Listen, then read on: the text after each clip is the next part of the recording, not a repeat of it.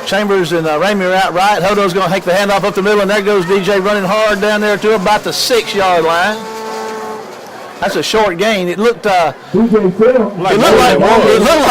sure did. I thought they had a better surge up front than that, but they didn't.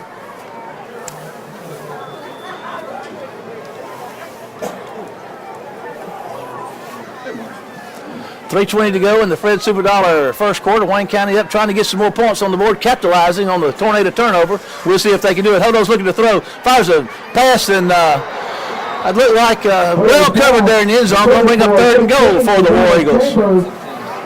Incomplete. Trying to get the ball to Chambers on that slant. It was almost a bad throw, Marshall. He got the ball into a place that was inside, and Laurel he was there. He was there. He was covered good. Was there.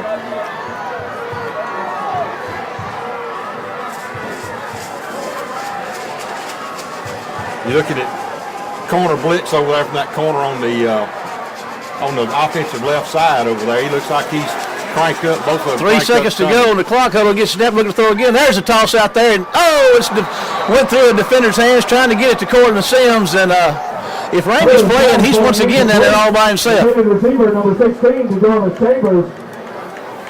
Now we're going to see the field goal team coming on to try to add 3 on. We missed the PAT. Stewart on the home, Palmer to snap, and McCary to kick. This will be a 23-yard attempt. There's a snap. Kick is up. It's high enough. And it's good. So, Wayne County capitalizes on 2 Tornado turnovers in the first quarter and go up by a score of 9-0. We're going to take a break and be back after this word.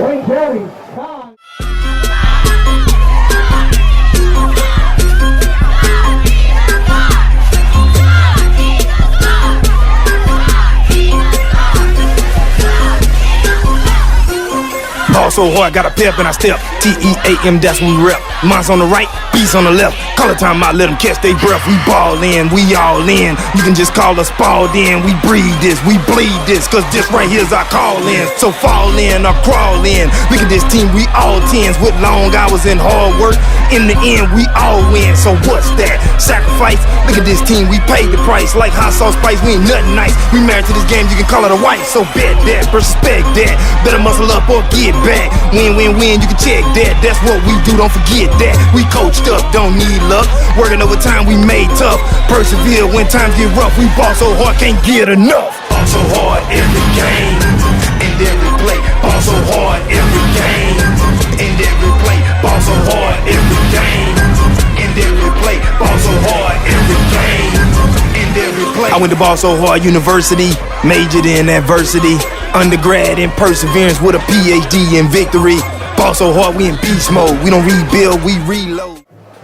Okay, we're back in business here. 3 minutes to go in the Fred Superdollar first quarter. We'd like to give a shout out to our friend Jimmy Hudson, who of Fred's Superdollar, doing some recovery from some illness, and our thoughts and prayers go out to Jimmy as he's getting better, and we'll be looking forward to get him back in the crowd here at Wayne County. There's a high kick. It's going to be called in at about the 33-yard line. So the Tornadoes will be put it in. They'll have the ball. I believe this is their 3rd possession. They've turned it over on their first 2. First down and 10 yards to go. And Wayne County has capitalized on both of the turnovers. From their own 32-yard line. We had a Ron Lolly fumble recovery and a Hayden Shelby interception. We got 3 points out of the fumble recovery and 6 points out of the Shelby interception. Now Law's back in business and ready to go again. See if they can muster up a little sustained drive here. Of course, War Eagle defense would like nothing better than to take that ball away from them one more time. As would the War Eagle faithful over here.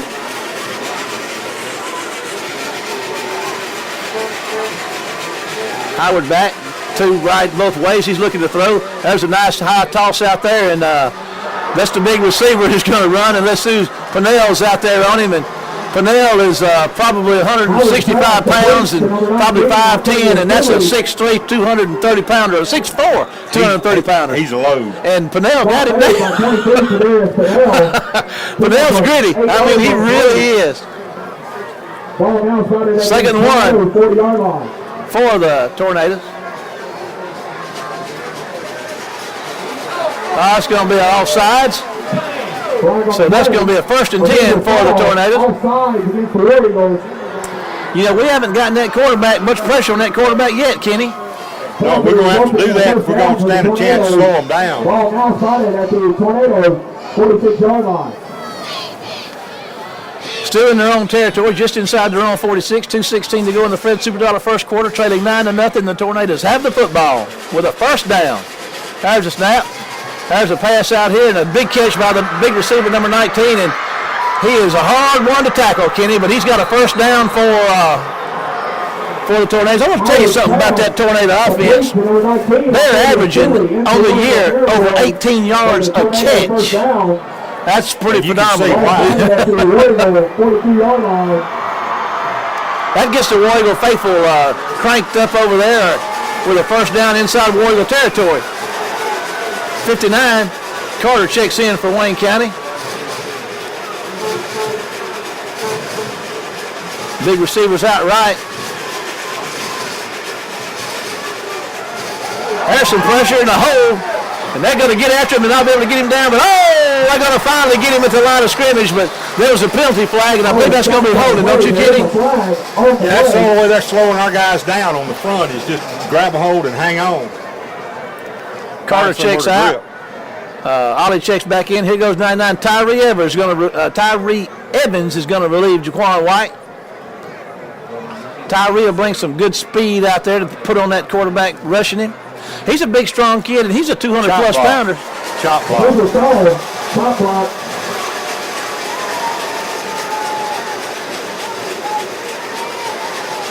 So that's going to take them back into their own territory with 1:30 to go in the Fred Superdollar first quarter.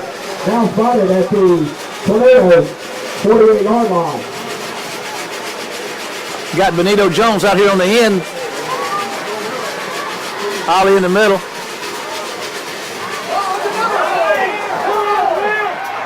Oh, there was number 20 down there, Arrington, in cover with good coverage. He's playing tonight. And we got another flag. We'll see what happens here. Kenny, what did you see? It's going to be a hold. Holding against the call against the Tornadoes. Laurel has definitely been their own worst enemy tonight. They've had some very costly penalties and then the 2 turnovers. Well, what you want to do here, the reason that you take the penalty rather than play because of their ability to make such big plays, you get them back far enough, that's going to put the ball back at their 36, and they've got to get to the Wayne County 31 for their 1st down, so now you can let them go 3 down. And we got to get some pressure on that quarterback. And there comes Benito missed him, and he's going to run around the right side. They're going to track him down, and Benito's going to smack him down from behind. And Tyree Evans out there, 99. So he's going to have a nice game, but he's still just going to be in their own 41-yard line with a long way to go here, Kenny, on 2nd down, like you said. Ball now spotted at the Tornado 41-yard line. Inside a minute in the Fred Superdollar first quarter. Got Jones back on the nose. They're playing him all over that line of scrimmage, trying to get some pass rush. There comes some pressure and a toss, and a nice catch across the middle, and a good tackle by number 20, Arrington. And he's going to bring up a 3rd down and about 10, Kenny. Moving the ball into War Eagle territory. Ball spotted at the War Eagle 42-yard line.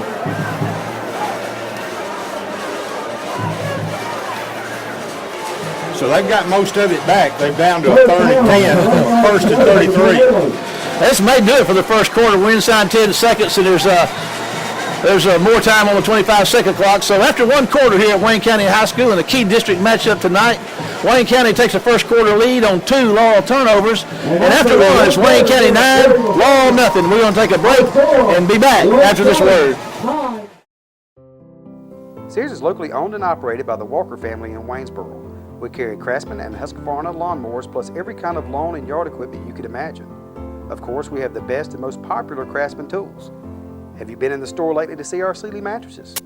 Don't forget, we carry every appliance you could need for your home or office. Kenmore, Maytag, GE, LG, Samsung, Whirlpool, and Frigidaire. For faster delivery, let us place your Sears order. We'll get it right. Sears in Waynesboro.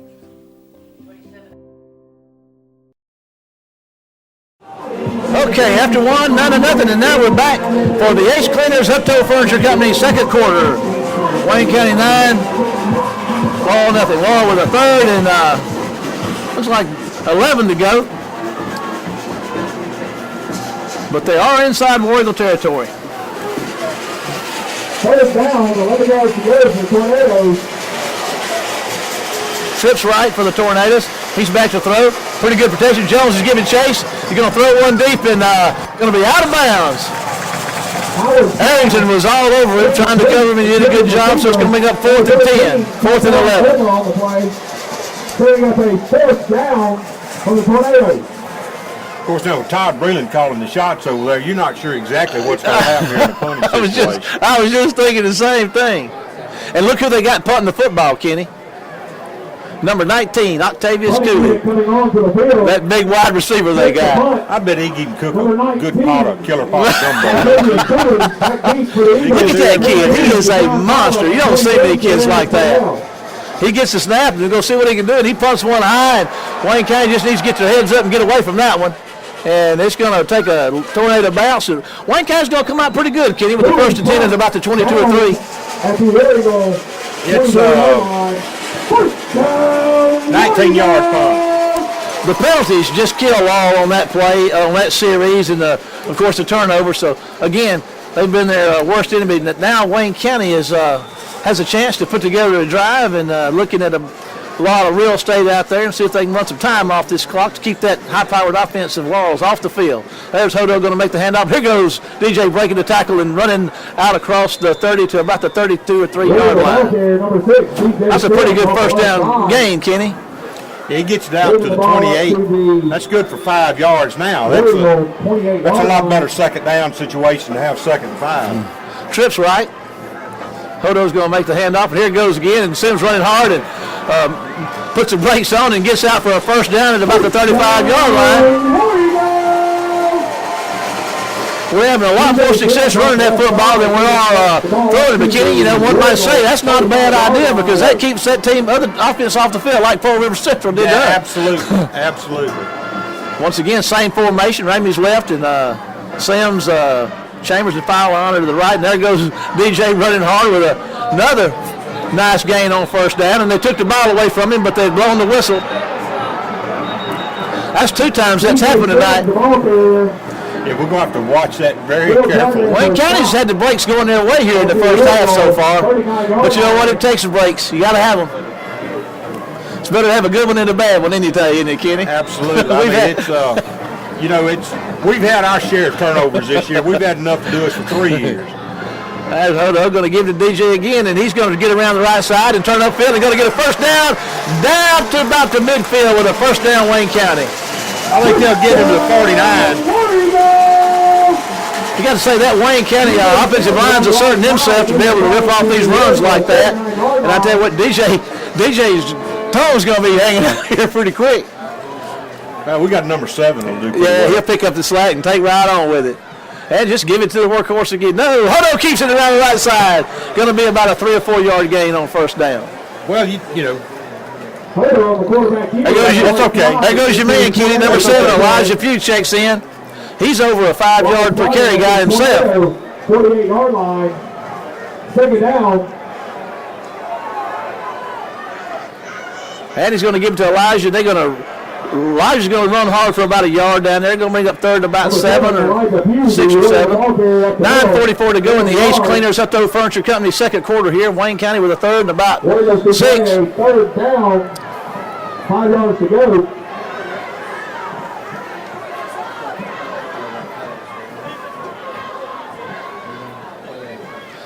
$14 seconds on a 25-second clock. 9:25 and counting on the game clock. Elijah moved over to the left side. Hodo gets him where he wants him. Looking to throw. Going to turn one loose. It's going to get batted into the line of scrimmage. And Hodo goes down. Going to bring up 4th down. Punting comes in. Kenny, you know, that first series that we had where we had to punt the ball, that punt that Ronnie made and down there about the 10, that was a big play because it turned the field on them. Yes. Anytime you can do that, when you flip the field that way, it's huge because the other team has to go a long way, and that's what you got to do. And number 11, Samar Keys for the Tornadoes. There's a good snap. Ronnie's going to kick one high, and it's going to probably result in a pretty good field inside the 20. You can take that all day long. Out of bounds. Well, you'd like to have got it around the 10-yard line if you could, but put them on 20 makes them go 80 yards. 10 yards to go. 9:07 to go in the Hutto Furniture Company Ace Cleaner second quarter.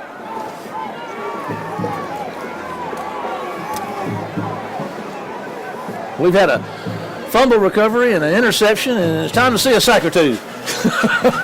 Tell you what, we've been close, but the one thing that you have to understand too, folks, when you watch this, is we've got 3 down linemen, we're rushing 3 against 5, and that's tough sometimes. That was a big break for a run. Yeah, they caught them coming after that quarterback and had a nice run on first down. Going to bring up second and short.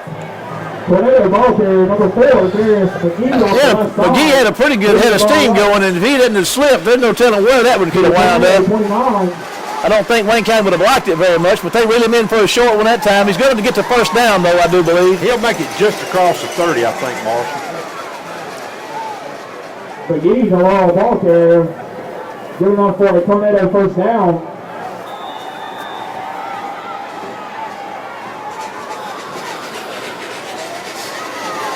First and 10 for the Tornado, just across their own 30-yard line. 3-man front for the War Eagles. There comes the pressure up the middle, and a pass out there. It's going to be a little high for the big man. That's hard to believe you can throw it a little high for him. Yeah, he's 6'4". I don't know how tall he is when he gets his hands up over his head. 23, Kadarius Fidel on the coverage for the War Eagles.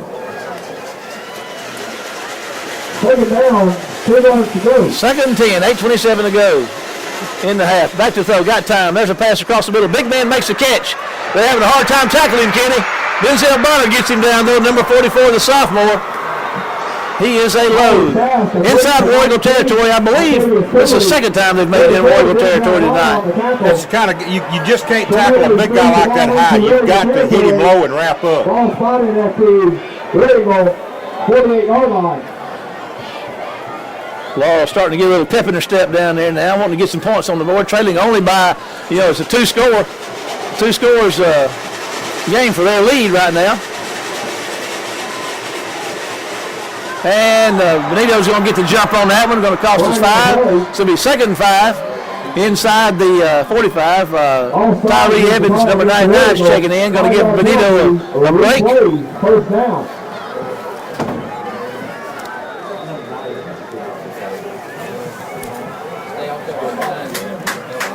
And let's see, with 8:01 to go in the Hutto Furniture Company Ace Cleaner second quarter, Wayne County holding on 9-0. Laurel's inside the territory, though, with a first and 5.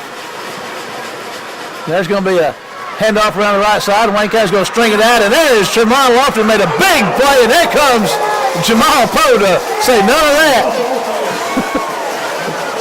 Kenny is signaling for a face mask down here, so it looks like that's going to cost Wayne County 15. No, holding call. Well, I saw his head get pushed around. I thought sure that's what it was.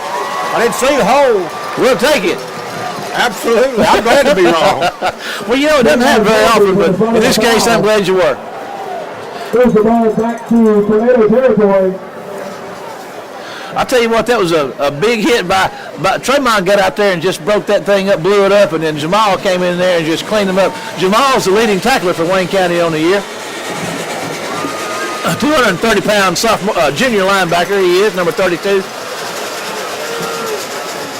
There's a snap. He's back to throw, looking downfield, going for the big man. Pinnell's in coverage. He gets a hand up. No, that's Parker. Excuse me. He did a good job. I'm going back. I'm giving everybody credit for that one. I'm so excited, Kenny. But it was Quadarius Pinnell playing corner on that, and the little man got up and broke that thing up. He's turned into quite a cornerback. That's like trying to swat flies from around a giraffe's head. Unless he bends over, he just about can't do it. They're going to bring big Octavius Cooley over to the right side and let somebody else have their hand at him a little while. Pinnell is pretty much done a good job on that right side. There's a look, and there's some pressure to pass across the middle, and a big hit, but what a good catch, Kenny. DeCarlos Walker makes the tackle, but stops him short of the first down. It's going to be about a 3rd and 1, I think. So 7:11 to go here in the Hutto Furniture Company Ace Cleaner second quarter. And Laurel's looking at a third and about 1. And a yard to go. You know, Walker stopped him in his tracks. Nice throw and catch, though, and a good job of holding on to that football.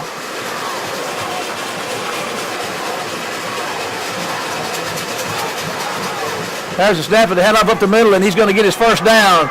Inside the 35-yard line he goes. Number 6, Toby Drummer up the middle for the Tornado first down. Boy, he didn't do a good job of sealing the line of scrimmage that Ball time. now spotted at the War Eagle 33-yard line. That's a pickup of 6 yards. First and 10 for the Tornadoes. Looking to throw, looking to his left. There's coming back across the middle, got coverage down there. Oh, good defense. There's Pennell again.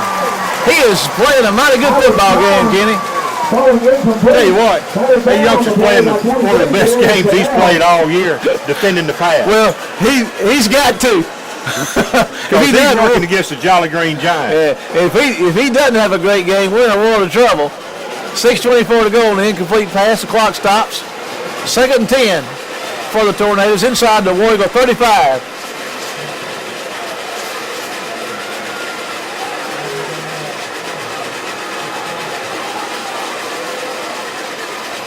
You're going to catch one, go back out there and get in. Pennell's going to be on the money for a short stop. Oh, ball comes loose. It's going to be Wayne County's ball.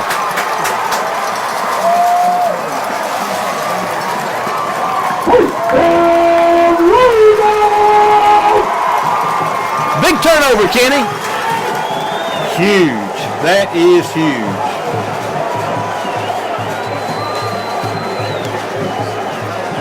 They having some discussion down there. Oh, they're going to say incomplete pass. They're going to say incomplete pass. Incomplete pass. Laurel dodged a bullet right there. It's going to bring up fourth down, though, Kenny. Tornadoes to play a fourth down. And they'll be going for it, and looks like. Wayne County needs to not get let down on that play because it didn't go their way. They got a chance. They still got a chance to make a stop for 4th and 9. This is a huge play in the game right here. You have to believe they're going to try to air it out, and that's what they do. Flag on the play. It should be a legal procedure. And look at there. Kenny, you are exactly right. That's going to back them up 5. And I said it was 4th down, but the scoreboard says 4th down, and the yard marker says 3rd down. I don't know which one it is. I thought it was 4th down, but there's a discrepancy between what's on the board and what's on the sideline. Now they got it right. It's got to be 4th down because even if the fumble didn't stand over here. Well, I guarantee you one thing. Paul King's down there, and I've seen him count the plays and from his stats and straighten them out before. So it's going to be 4th down. I guarantee you he'll be hollering 4th down. And you're right, Kenny, and that changes everything. Great defensive play there, even though it didn't turn the ball over. Wayne County shut them down, and once again, it appears that Laurel's going to have to punt again. But to keep in mind who that is back there taking that kicking, you gotta think that Breland might tell him, hey, if you like the way it looks, go with it. There's the snap, and he's going to kick it high, nice kick, and let's see, they're going to get it. Pennell's going to catch it, and they're going to reel him in down there at about the 3-yard line. If he might have been well advised to let that one go, but he's an aggressive player, and wanted to see what he can do with it. That's why there's so much medical care needed for the coaching profession today. On the 5-yard line, 32-yard punt. 6:04 to go in the Hutto Furniture Company Ace Cleaner second quarter. Wayne County's got the ball 1st and 10 at their own 5-yard line. A lot of real estate out there. DJ Sims is back in the game, number 6. Single receiver out both ways. 2 tight ends. There's going to be a handoff to DJ, and he's going to run. They're going to stop him for a loss inside the 5 there, Kenny. I don't think he made it quite back to the line of scrimmage. Laurel did a good job of stringing that thing out. Cooley for the Tornadoes. Lost the yard on the play.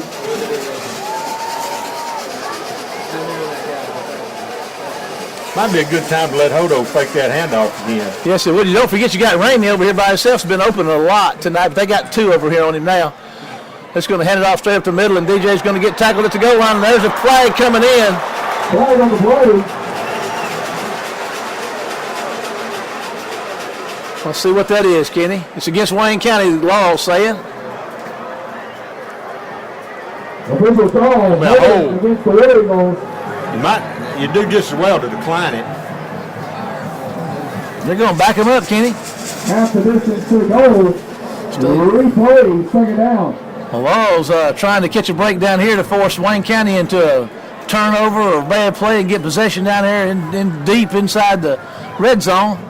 But Wayne County does have the ball with a second down. You were right, they changed their mind. Brennan wasn't having that. He said, I'll take the down. Trips left for Hodo. Chambers is out to the right, wide right by himself.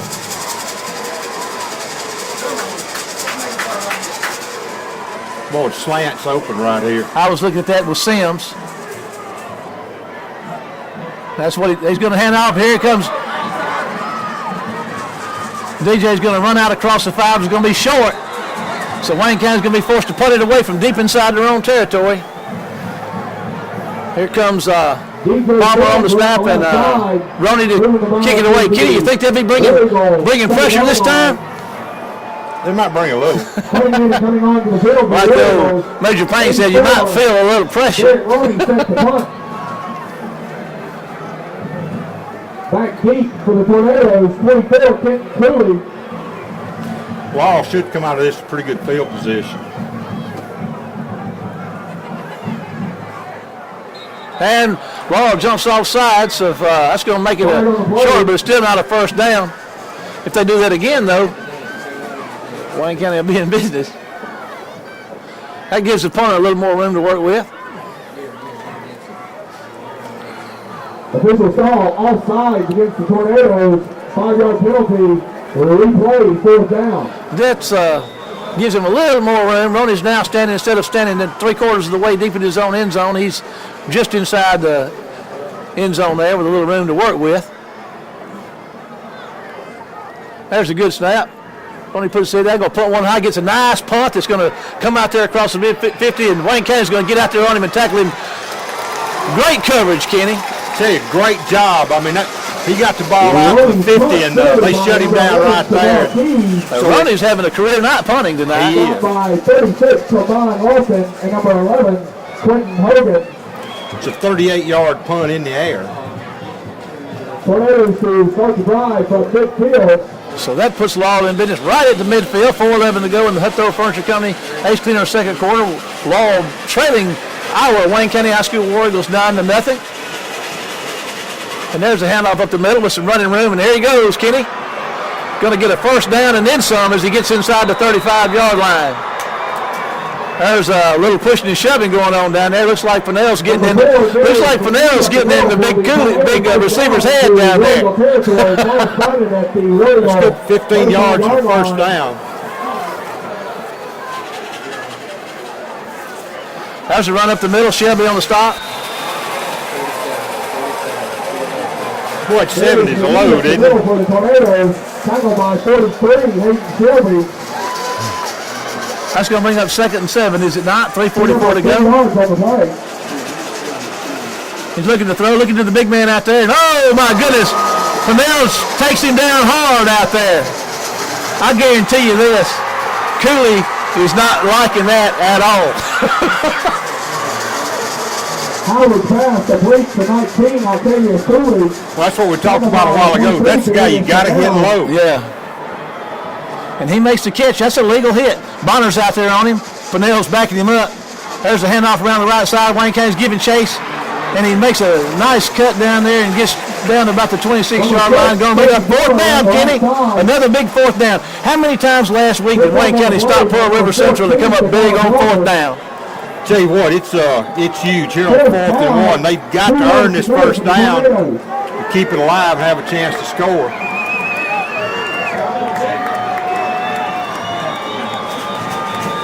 And we're going to have a timeout. Laurel's going to take a timeout. So we're going to take a timeout and be back after this break. Hi, I'm Robert Lapath, and here at Newsome's, it's my job to make your house a home. Our cabinets are affordable, yet extremely custom. If you're interested in a hand-built, top-of-the-line cabinet or more affordable quality pre-built, we've got it. Thinking about new floors? We have the best selection of quality floors, plus we offer custom design at no charge. We offer hardwood, ceramic, brick, carpet, custom showers, granite countertops, and much more. When we do it, it's done right. Newsome's Affordable Cabinets and Flooring, making your house a home. Okay, here we go. You know, Bill McKee was up here in the press box with us. He pointed out the size of that offensive line. Take a look at that number 70. They got him listed at 6'9", 454 pounds. That may be right all across, all the way across his jersey. Still have space on either side. That may be why we're having a hard time getting any pressure up the middle. The running back got behind him a while ago. We couldn't see. What a big play, Kenny. There's a handoff up the middle. And he's going to get his first down. First down for the Tornadoes down about the 21-yard line. Darius McGee off the left side for the Tornado first down. Ball started at the Laurel 21-yard line. Laurel was able to grind it out and get that first down, so they're now getting into the red zone down here almost with a 1st and 10 at the 21. 2:32 to go in the half, in the quarter. There's a pass down there, and Parker's got coverage. And Cooley's unable to make the grab. They got 3 guys coming from over there with him. Parker, Bonner, and Vanell. It takes one to grab on, the other 2 to holler for help.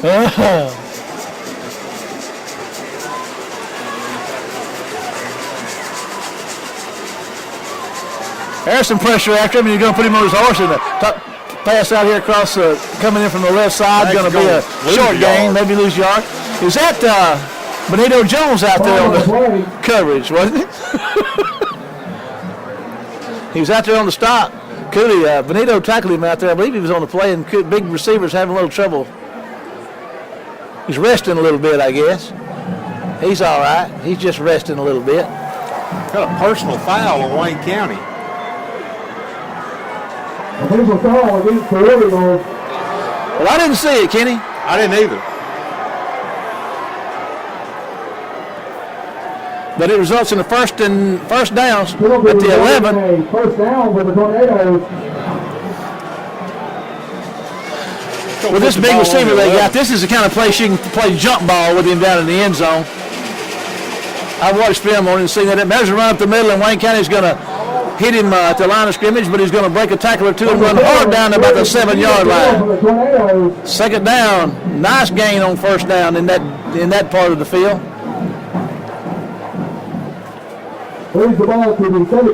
They can get a first down, Marshall. Yes, they can. At the 1, it looks like. 1:45 to go in the half, and it's important to note Laurel gets the ball to start the second half. There's a handoff up the middle, and he makes his way out to the left side, and they're going to shut him down at about the 1-yard line, Kenny. Could be a first down. Moves the ball up to the 1-yard line. Should be a first and goal. Wayne County may get caught with too many men on the field if Evans doesn't get off. And there's a handoff up the middle, and I think they gave him a touchdown, Kenny. So with 1:14 to go in the half, the Tornadoes get a touchdown and put 6 points on the board. Well, all good things must come to an end.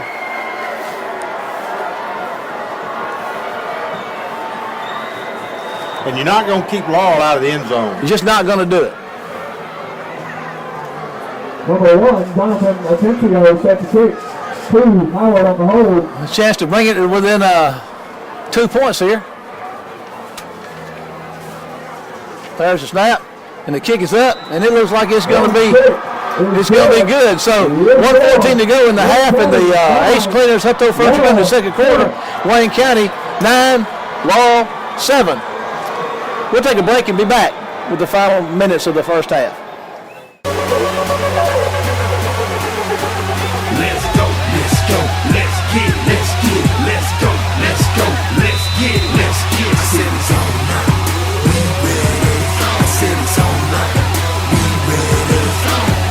Offense is lights out, defense is lights out. Coach staff is lights out, the whole team is hyped out. How we gon' calm down? You been to the storm now. Our city pride is in.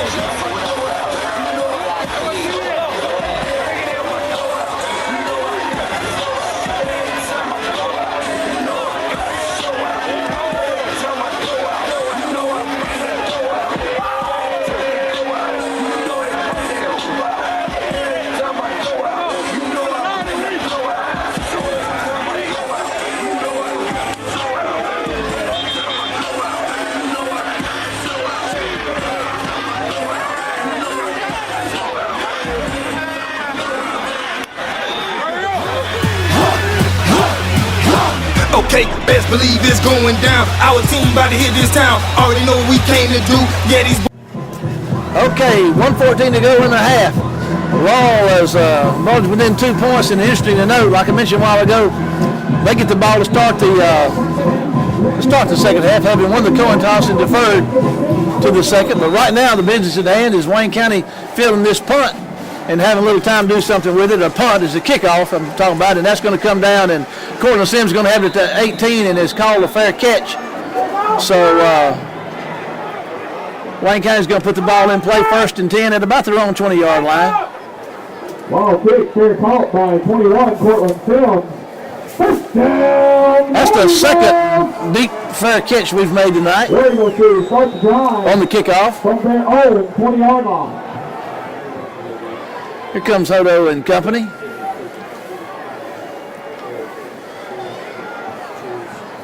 It'll be interesting to see what our series of calls is here.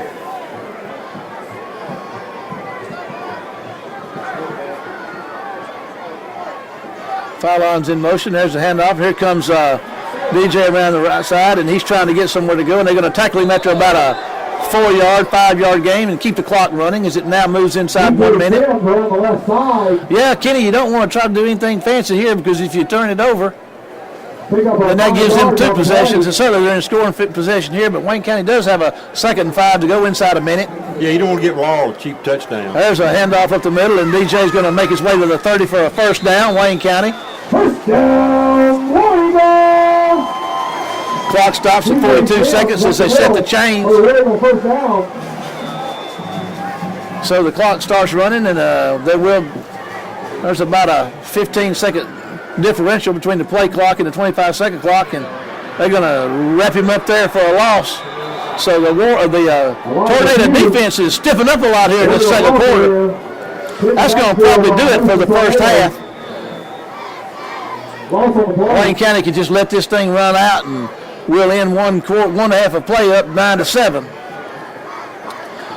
This is going to bring the Ace Cleaners Upthrow Furniture Company second quarter and thereby the half to an end. So after 1, it's Wayne County High School 9 and Laurel High School 7. We're going to take a break and be back with the Bank Course South halftime show after this work.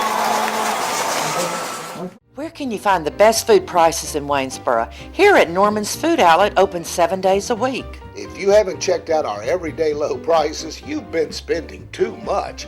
Everything is cost plus 10%.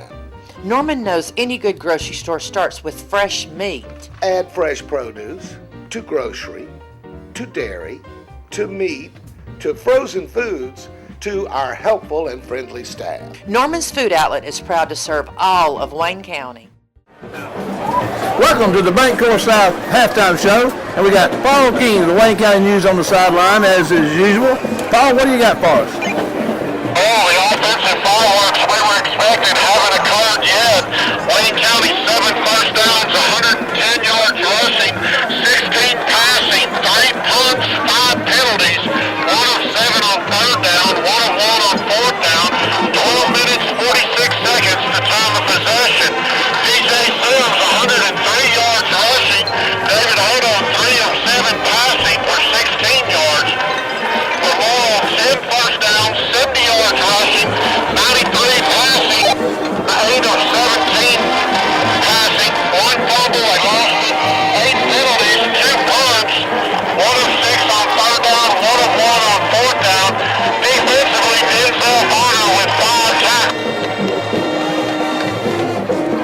lost him. He'll be back.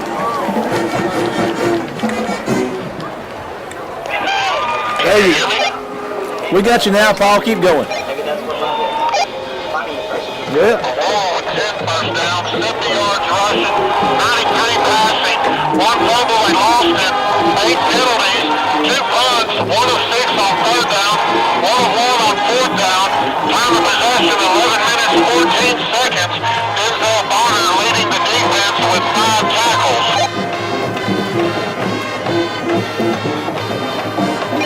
Paul, it's you made a comment down there early on about the intensity on the sidelines. It seemed like Wayne County was having their way early, but then kind of Laurel made their adjustments defensively and kind of shut that running game of Wayne County down in the second quarter. We seem to have lost contact. We seem to have lost contact with Paul. We did get those stats from him, Kenny, and it kind of tells us what we thought. It's a pretty evenly fought football game at this point. Well, it is, and the difference in the ball game at this point has been lost turnovers. Wayne County's been able to take advantage of that. And now in the second half, we're going to be looking at Laurel coming out and taking a kick, and they've managed to close it down to a 9-7 ball game.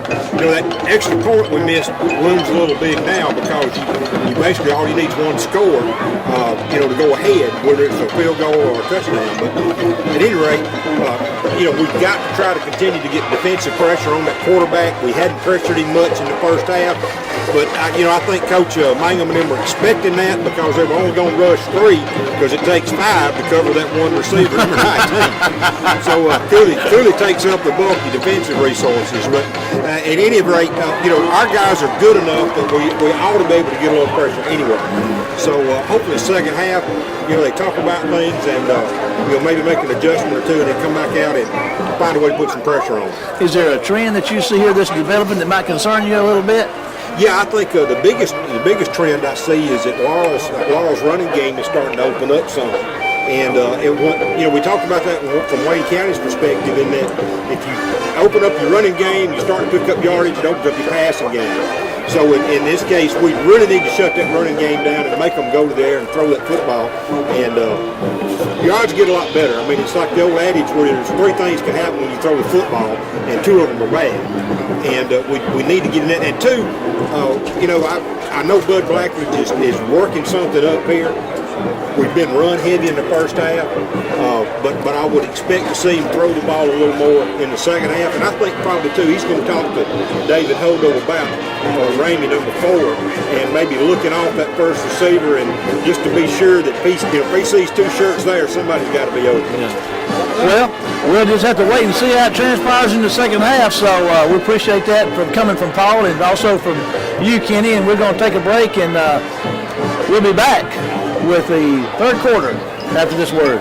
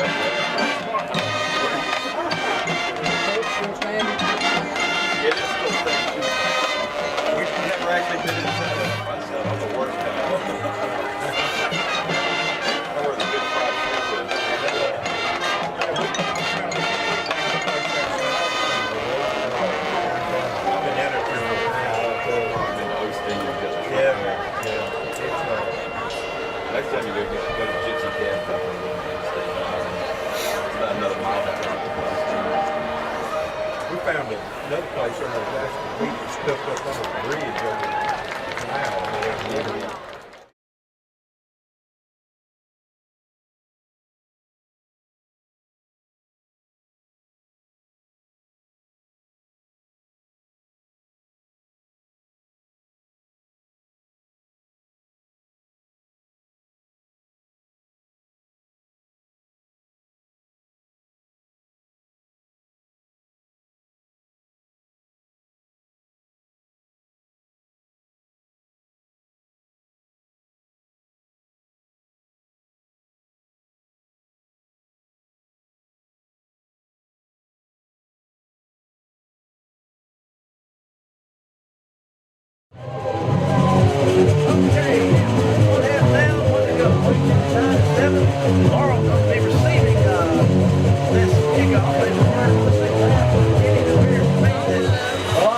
kickoff comes the momentum from that second quarter of this football contest.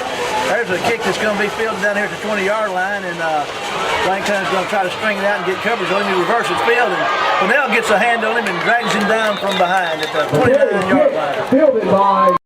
If ever we needed to break service, Kenny, now is the time. Yeah, it's I mean, we talk about the first possession, the third quarter being important. It certainly is for Laurel because they have an opportunity to get out and take the lead in this ball game.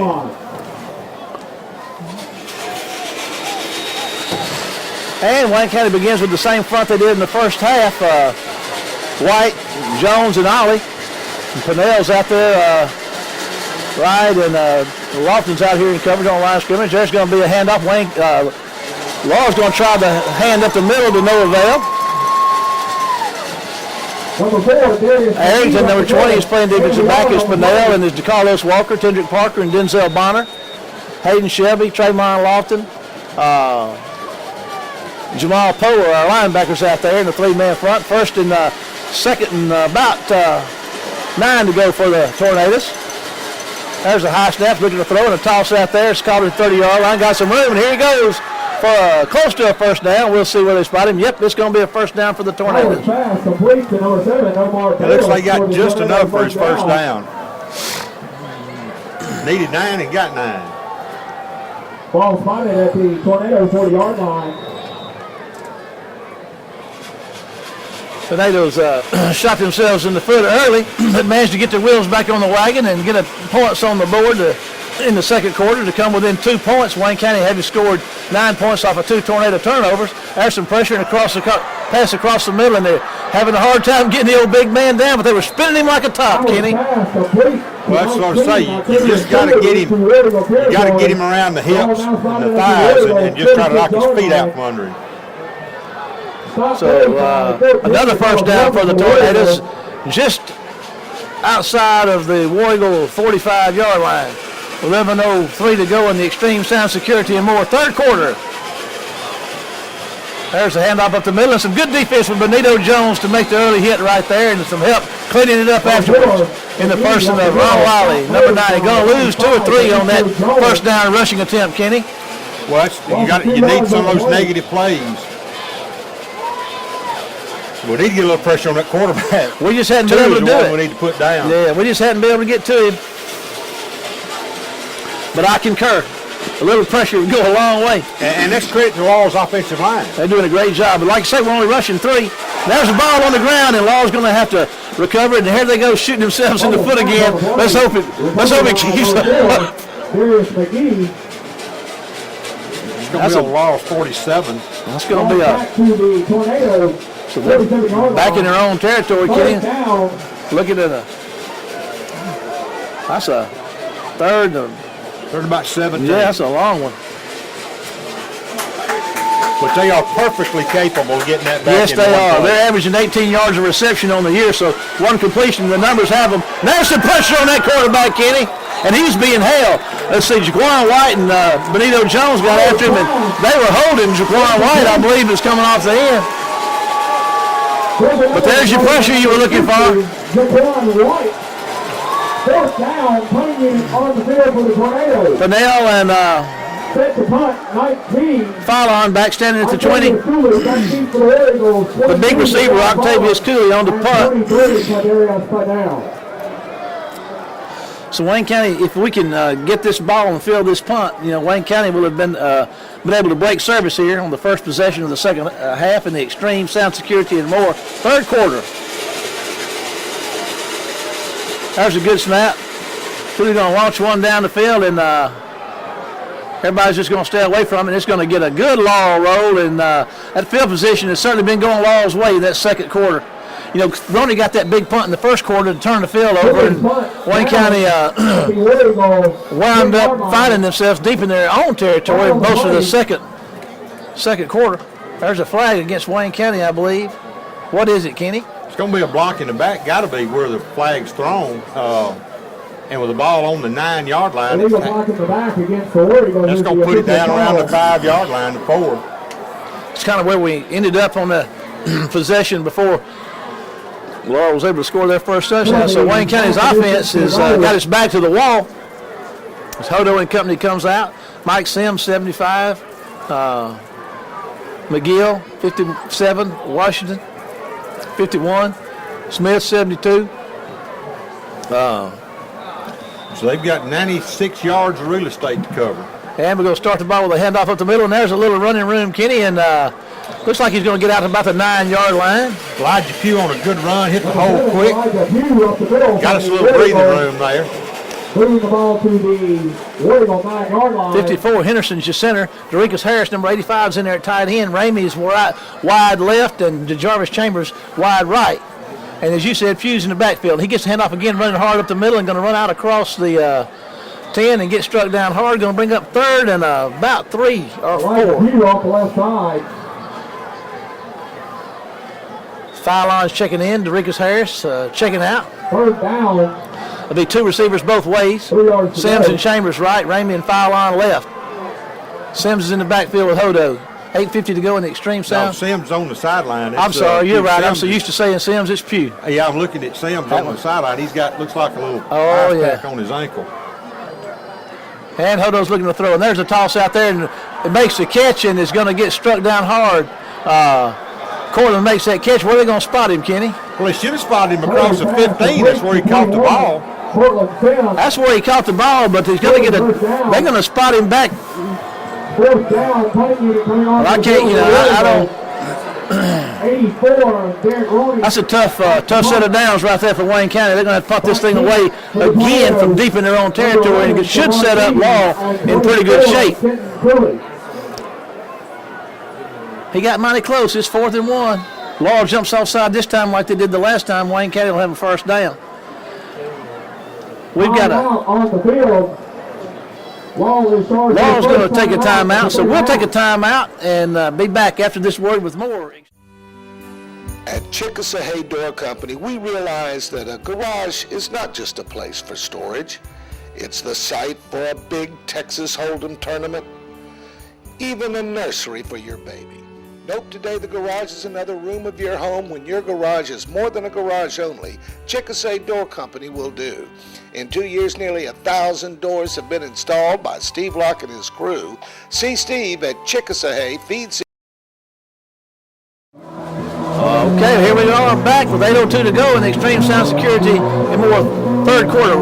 Wayne County forced Law to punt, and they set Wayne County deep in their own territory, and now are forcing Wayne County into a punt as Roney stands at his own goal line where he had to punt one from here in the first half and got one out to about midfield. Let's see how this works. He has to scoop it up, has to hustle to get it, gets a nice punt off. That's going to sell a turnover and be caught down in the 45, and there's Pinnell after him, and he's going to drag him down at the 45-yard line. I'm going to tell you what, he's been eating his Wheaties, Kenny. He has. He kicked that ball, Marshall, right at 40 yards in the air. He got that one to turn over, and he had to hustle to pick that thing up. He kept his cool. It'd be easy to panic like a deer in the headlights in a situation like that. But he stayed with it, and you got to hand Pinnell credit. The speedy cornerback got down there and coverage. First down and 10 yards to go. If we're punting that thing from the 30, we got them backed up inside their 10, Kenny, but they've just had our backs to the wall the second part of the second quarter and so far here in the third quarter. There's a little toss out there in the flat, and Wayne County's going to get after him and stop him after about a 1-yard gain. Denzel Bonner, the first to make contact out there, number 44, big sophomore defender for Wayne County. 13, Taekwon Ulmer. 44, Denzel Bonner on the stop. Pick up 2 yards on the play. White and Jones and Ollie up front. White's in the middle. Jones and Ollie are on the defensive end spots.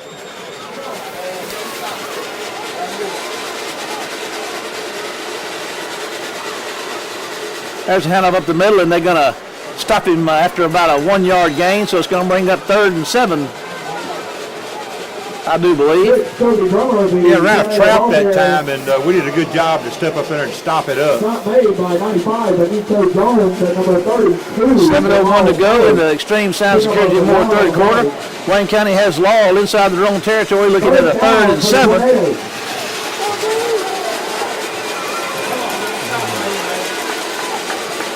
He's looking to throw, and there's Jones with pressure and a high pitch, and the catch is going to be a first down for the Tornadoes.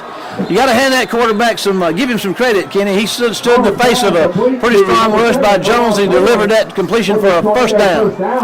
Yeah, I mean, that's what, we got to make sure, we get our hands up, get a chance to knock it down. First down for the Golden Tornadoes. The War Eagle 43, trailing by 2. 6:32 to go in the Extreme Sound Security Moore third quarter. Trips left for the Laurel quarterback, and there's Evans is offsides, and he's saying they moved, and let's see what they're going to call this. Yep, going to be against the Tornadoes. Tyree was stating his case right off the bat. Sophomore defender for Wayne County. So Ollie and Jones are on the ends, and sophomore Tyree Evans is on the nose, quick as a cat, and ready to go. There they go. Oh my goodness, there's a toss across the middle and a great catch. No, it came loose. They shook it loose, Kenny. It's incomplete. And I want to tell you, I didn't see who it was, but somebody buried that quarterback. Let's hope it wasn't a... I'm not sure what this is. Personal foul. Roughing the passer. That was pretty close. Now I'm going to say we don't have the replay capability, but it is what it is, and that's going to be a first down for the Golden Tornadoes. So Wayne County caught the brakes in the first half and rode them to a 9-7 halftime lead. So far here in the second half, Laurel seems to be catching the brakes. Well, they're sure getting the upside of the penalty phase of the game.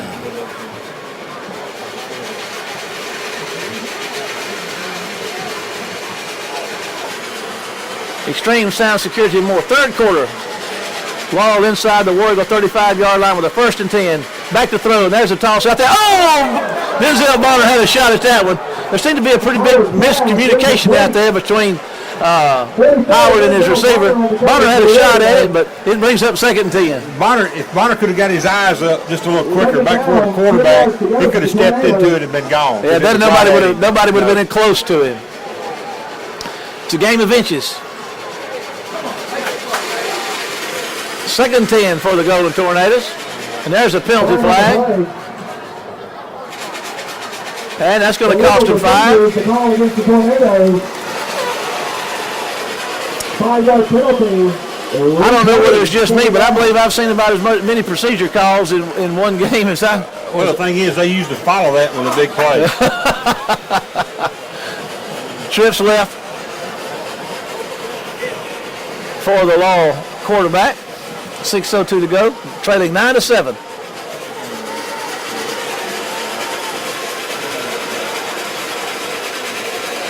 There's Ollie with pressure, and he's throwing it downfield. Pinnell's got coverage. Go pick it off. There he goes. There's Pinnell with his 5th interception of the year. And Kenny, you can credit that to what? Pressure. Yes. Benito Jones and Ron Lolly brought the heat. So Wayne County's defense rises up, and I believe this is their 3rd turnover on the night. And on the previous 2 turnovers, Wayne County has been able to put some points on the board. Nothing would be sweeter than to come up with some more right now. But they've got 80 yards to go to get it. Hodo and company coming on back board, and I believe we've probably seen all of Mr. DJ Dallas Sims we're going to see tonight. He's on the sidelines close to a bag of ice.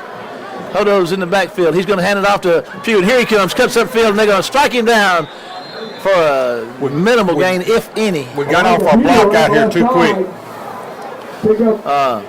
Since that first quarter, Laurel's defensive front is really playing tough. We were having our way with them early, but that has slowed down considerably. We haven't tried to throw the ball much here in the second half, but here that comes. Hodo's under pressure. He's got to run. He's got catches Pugh out here to 20. Here he goes down the sideline. Oh, he's running hard out across the 40 for a first down, Wayne County. He ran right through the corner over here for a long. I mean, he just put his head down and took off right past it. And that's the kind of play that'll give you offensive life. It puts the ball out here around the 44-yard line. There's Hodo looking to throw. He's got a man going deep. He's got a foul line. Oh, my goodness. He's looking for interference, but he didn't make it. I tell you what, they're starting to air it out a little bit. Going incomplete. Intended receiver, 22, Deshaun Fallon. Ravens to play second down, 10 yards. Wayne County was going for the home run on that one, Kenny. Brings up a 2nd and 10. Trips right for Hodo. And he got the high snap and has to hand it to Pugh. Here goes Pugh running hard. He's out to the 45, puts his head down. First down, Wayne County. He's picking up the mantle where DJ left off, and he's ready to go, Kenny. Tell you what, for a small guy, he runs hard, and Laurel knows it. He weighs about 180. Moving the ball into tornado territory. There goes Hodo again. There goes Pugh again, and he's running hard. He crashes down inside the 35 for about 7 or 8 yards on first down. Pugh off the right side. Moves the ball through the Tornadoes 33-yard line. Fast Freddie Jordan Jr. is checking in for his first action. That's Tracy Lampley's little brother, and Tracy's coaching against him on the other side. And there goes Fast Freddie up the middle. He's running hard. And he's got a first down, Wayne County.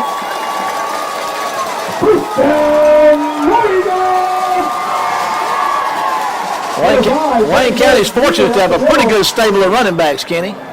That's right. I'll tell you what, we're very fortunate. That's good for 5 yards and a first down. Hodo's back to throw. He's throwing to Chambers out here. Makes the catch. That's a 21-yard line. DeJarvis Chambers. Wayne County's offense is starting to click. Kenny, they run that ball and have to open up the passing game.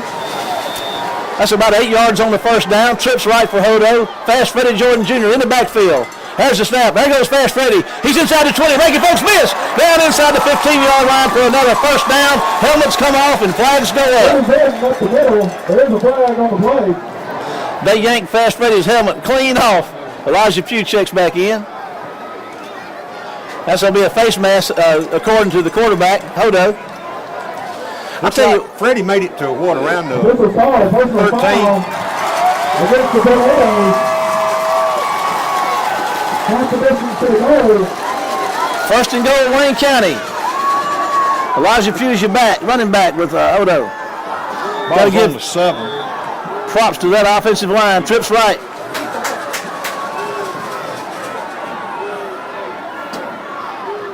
Hodo's going to keep it. Here he goes, Kenny. That's going to be a touchdown. Wayne County. On the keeper. Boy, I tell you what. That's a big drive, Kenny. Huge drive. It took time off the clock, and we started Marshall at our 18-yard line, so that's a 82-yard drive. And Wayne County goes up 16-7 on the PAT.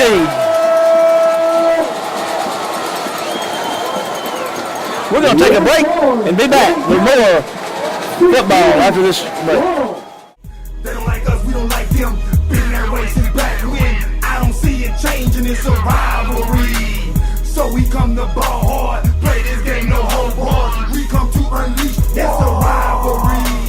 They don't like us, we don't like them. Been that way since back when. I don't see it changing, it's a rivalry.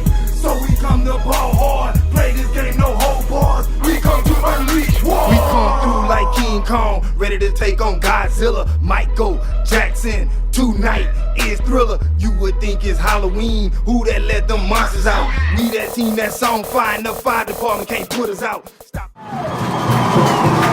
I want you to listen to this stadium is rocking, this press box is shaking, these people are stomping their feet and hooping and hollering, and we're having a good time Friday night, Wayne County, as they take the lead 16-7 with 4:01 to go in the extreme sound security and more third quarter.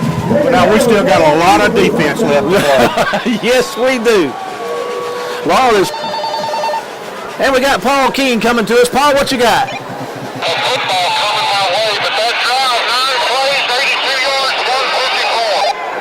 Thanks, Paul.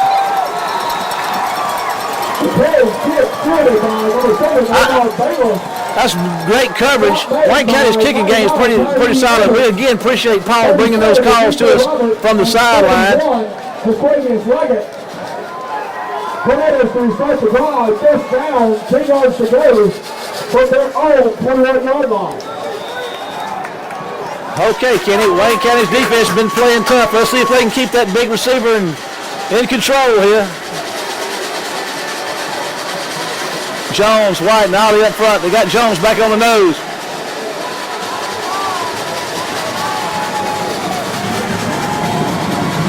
There's the pressure. There's the run up the middle. They're going to stop him for about a 2-yard or 1-yard gain. We've got an injured Tornado on the field. It looks like he's going to be able to get up. We're going to have a stoppage in play. We're going to take a break and be back after this word. This is 50% hustle, 20% skill, 15% the concentrated power of will, 5% pleasure, 10% pain, and 100% reason to remember the name. You know what time it is, it's time that we get it in, so make no mistake about it, these boys play the game to win. It's all about hustling, it's all about heart, man, so keep the defibrillators not needed to spark them. You feel the intensity, the energy in the air, this window of opportunity, these moments are very rare, so how can you even dare a question our destiny? 100% effort, yeah, you getting the best from me, but never the best in me. Okay, 3:43 to go in the Extreme Sound Security Moore third quarter. Laurel is at their own 23-yard line with a 2nd and 8 to go. Trips left for the Tornadoes. Cooley's spread right for the Tornadoes. Trayvon Lofton's up man on him. Got help over the top back here with Parker, it looks like. No, that's Arrington, number 20. And it's in play. Warrior with a fade Fuller. Rattling the cage here right now.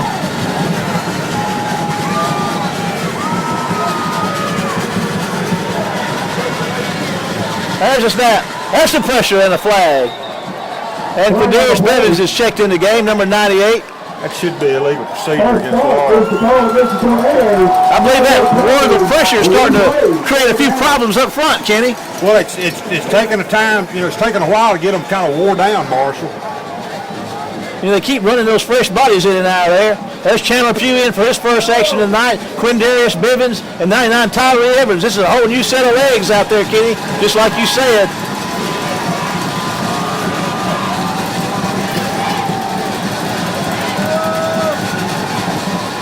There's a run up the middle, and it's going to be pretty well defended. Going to stop him just across the 22-yard line. Going to bring up 3rd and about 8 for the Tornadoes.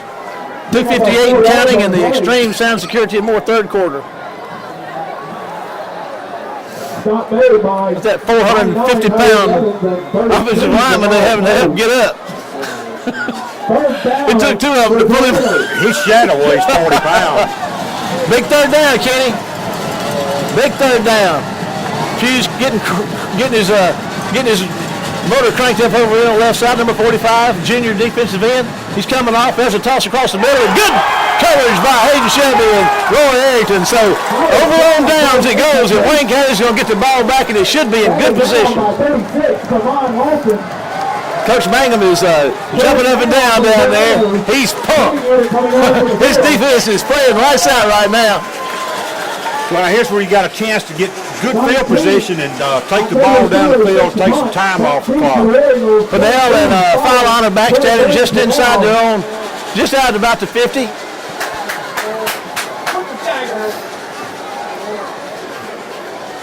There's a good snap. There's a little pressure. And they want the Law faithful of wanting the roughing, but he fell on top of him. And let's see what happens here, Kenny. They're saying it's down. Let's see who's got the ball, Kenny. They knocked this Wayne County's ball. Wayne County's ball. Law touched it back here, knocked it into a Law player. I mean, into a Wayne County player. 38-yard line. Wayne County's got the ball in good field position, Kenny. Once they touch the ball, it's over with. It's dead. Wayne County's up, and they got the foot on the gas, Kenny, and they're ready to go again. Law's not even set yet. Here we go. There's a snap, and there's a handoff to Elijah Pugh. Here he goes. He's going to get about 3 or 4 on first down. And like you said, Kenny, there's a little bit of pushing and shoving going on down there. He's heating up. He's heating up. Shot made by 92, Sam West. 2nd and 5 for Wayne County. Huddle's looking to throw. There's a pass out here. There's a catch right there by, look at here. He just threw him down out of bounds. That should be 15. I'm kind of getting crunk about that myself. But there's a first down catch by DeJarvis Chambers on the out pattern. Nicely thrown. I don't know why you wouldn't call that, Kenny. They're letting them play, I guess. But anyway, let's do first down, Wayne County inside the 40. There's a handoff to Elijah Pugh. Runs hard, Kenny, and he crashes down to about the 33-yard line for a big gain on first down. Needless to say, our fans were not happy with that late hit. 32-yard line. Wayne County has got the foot on the gas right now with 1:41 to go in the extreme sound security and more third quarter. Trips right for Hodo. Jarvis Chambers left. He's looking his way. Going downfield. There's Chambers wide open. Kicks the catch. Touchdown. Wayne County to Jarvis Chambers. It was just a matter of time, Kenny. Just a matter of time. Well, if you keep pounding that running game, that's what I'm telling you. And you wind up with one-on-one coverage like we had on to Jarvis that time. And he just blew past the guy, and the only man that had a shot at him was the safety. On for the PAT. McCary out of the Sims hole, out of the Stewart hole. Snap. It's fumbled. We got a flag on the play, though. That's going to be all for naught. That's going to be against Laurel. Offside with the call against the Tornadoes. Wayne County's going to stay with the one, with going for one. Stewart on the hold out of the Palmer snap, and there's the kick, and it's up. And let's see here. It's good. Wayne County has exploded here in the third quarter. 23-7. We're going to take a break and be back with more Extreme Sound Security, more third quarter after this break. Got a Superman spirit with a 9-leaf fight. Got my eyes on the prize, I ain't worried about the hype. See, I came here for walk, so let's get this thing poppin'. I'ma finish what I started, cause quitting's not an option. Got a Superman spirit, a 9-leaf fight. Got my eyes on the prize, I ain't worried about the hype. See, I came here for walk, so let's get this thing poppin'. I'ma finish what I started, cause quitting's not an option. I've been criticized and doubted. They talk like I ain't bout it. I'm a volcano ready to erupt, so I came here to get rowdy. Competition's talking reckless, but that's what I expected. I'm the Dwight Howard of this game, so all that nonsense gets rejected. I only rage up in this cage. I'm the king of this here ring. I flow just like a butterfly, like a bee is high sting. I'm the King Kong of this jungle, so let's get ready to rumble. I have taken many blows and not one time I've ever stumbled. So be calm in the storm and never let them stress you. Gotta have ice in your veins while staying cool. Okay, here we go. 1:29 to go in Extreme Sound Security and more third quarter, and Wayne County is up 23-7 on the Hodo to the Jarvis Chambers touchdown pass. McCary on to kick it away, and he does. Going to kick it up high. It's going to be fielded down here at about the 21-yard line. Wayne County's got the pressure on, and they're going to get him tackled down there at about the 31 or 32-yard line. First down, Tornadoes.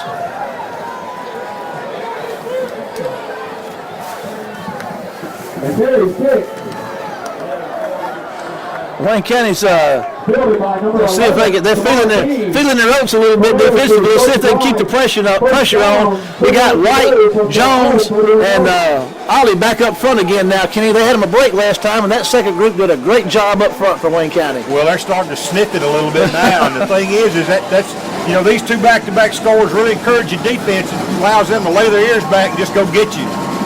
Fennell's out there right on Cooley. There's a handoff up the middle. He makes one miss and gets a nice run there, about 3 or 4 yards. Toby Drummer, tornado ball carrying up the middle. Tornadoes running that football, trying to stay on the ground a lot here in the third quarter, but they have had a pretty good bit of pressure on that quarterback. We're now inside 1 minute in the Extreme Sound Security and more third quarter. There's good time, and there's a pass downfield, and there's coverage everywhere down there, and it's picked off. Timmy Parker makes the pick. He's at the midfield line. First down, Wayne County. Woo! Got to holler a little bit about that. Tell you what, little Dutch boy tried to stick his finger to down and eventually busted, and I think the dam is busted down. He'd thrown 8 picks coming in tonight, and I don't know, Wayne County's got 3 or 4 already tonight, don't they? There's, I think, lost. That should have been turnover number 5, I think. Maybe 2 or 3 picks. Hodo is coming back out, ready to go. Inside a minute to go in the Extreme Sound Security and more third quarter. Timeout. Laurel. Wayne County, listen to this crowd.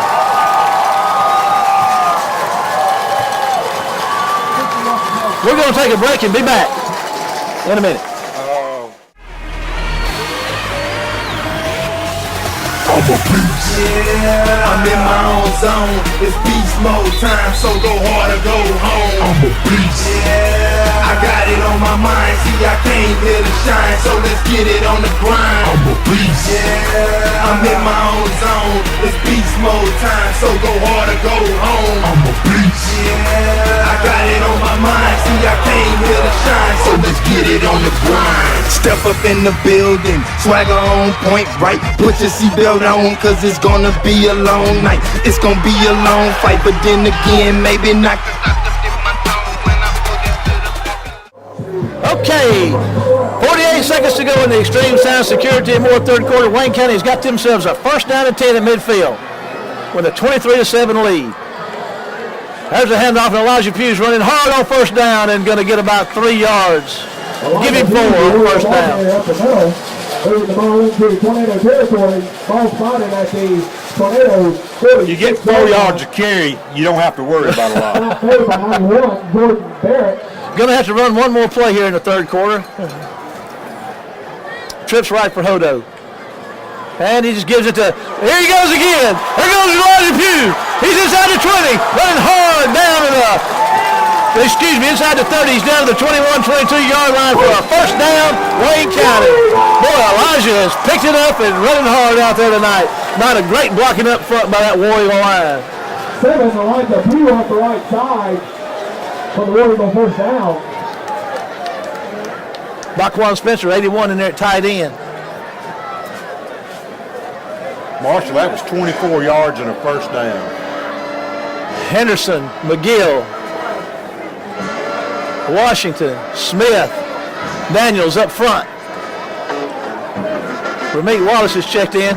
We got a little, they're letting the clock run down. I wondered what was going on, Kenny. You have to reset the ball. He started the I clock. got you. After 3 quarters, Wayne County 23-7. That brings the Extreme Sound Security and More third quarter to a close. We'll be back for the final quarter. War Eagles, Tornadoes after this word. Tell you what, you going to break? Yeah, we're on break. I'm sorry. Hold it. Good job, buddy. Hey, Mark, what's up? A deer, you're kidding. I'll be right there. These days, it's not that often someone puts your needs above theirs. But at Alpha, with every policy, comes a promise to be right there with you when you need us most. You okay? Yeah, I'm fine. Sorry to drag you through that mess.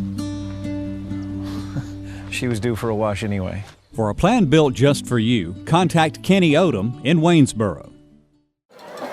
Okay, here we go for the Alpha Insurance Red Apple fourth quarter. 12 minutes to go in this contest. Wayne County up 23-7 with a first and 10 at the 22-yard line. Trips right for Hodo and company. Single man out left. There's a man on an island out there with Ramit Wallace, but he gives it who else? Elijah Pugh running hard down inside the 15-yard line. I'll tell you what, I'd run him until he started screaming for oxygen. Lying in a prone position on the field, just raise his hand like they did the gladiators used to. Interesting formation Wayne County's got here, Kenny. Hodo's going to give it to him again, and here he goes. Keys at the 10, at the 5. Touchdown, Elijah Pugh and Wayne County.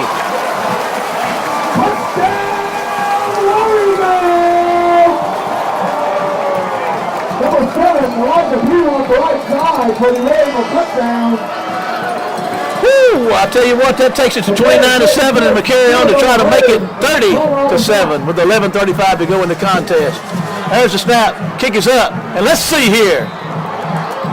It's gonna be no good. That's the second PAT we've missed tonight. That's kind of unusual. Wayne County's got a big lead right here, 29-7. They keep playing defense, playing what they're playing. Well, they're in pretty good shape, but like Kenny, a lot of time left with that offensive loss. I'll tell you what, we can go 50 yards in 4 plays and score, it's not going to matter. They're going to be hard pressed now to catch up, but our defense, Marshall, has really stepped up their game in the second half. They've really done a great job. And we got Paul Keenan of the Wayne County News from the sideline. What you got, Paul? Marshall, with DJ Sills out with that ankle injury, Elijah Pugh stepped in nicely, 12 carries for 90 yards. Wayne County already with 220 yards rushing and nearly another full quarter to go. That's a big step up right there, Paul, and thank you for bringing us that. And now we're back to action, and the kickoff down here is going to be fielded. It looked like he called fair catch, and he did at the 27 or 8 yard line. Fair call by number 5, Demarcus Eggman. We got a flag on the play. It's going to be a personal foul against Wayne County. 11:34 to go here. We got a personal foul call according to Kenny, and of course I didn't see it, but it doesn't matter. Well, I'm going to tell you, if he's going to call that, he owes us 2 for this one down here. Yes. And we don't fuss about officiating much, but I'll tell you something, if you're going to call it, you call it both ways. Yeah. From the end of the fair catch, And nothing again, this family they do Todd Bailey, but his kids have been doing the same thing. Yeah. And here we go, Laurel with a 1st and 10 out there at their own 43-yard line, 11:34 to go. Jones, White, and Ollie up front. There goes Ollie up the middle. There comes a pass downfield. Got coverage down there. Pennell's got it. Makes the pick. Pennell's got it at the 30. Here he comes, ladies and gentlemen. He's at the 40. He's at the 50. Here he goes outside. He can go, Kenny. What's he going to do? The other side out with blockers. Back inside the 20. Back down to the 12-yard line. Another pick, and there's no flags on the field. Pennell is gassed down there inside the 10. Tell you what, we got a shot down here. We got a shot on a player, and we do have a flag. Well, I don't know if it's this ought to be a personal foul right here.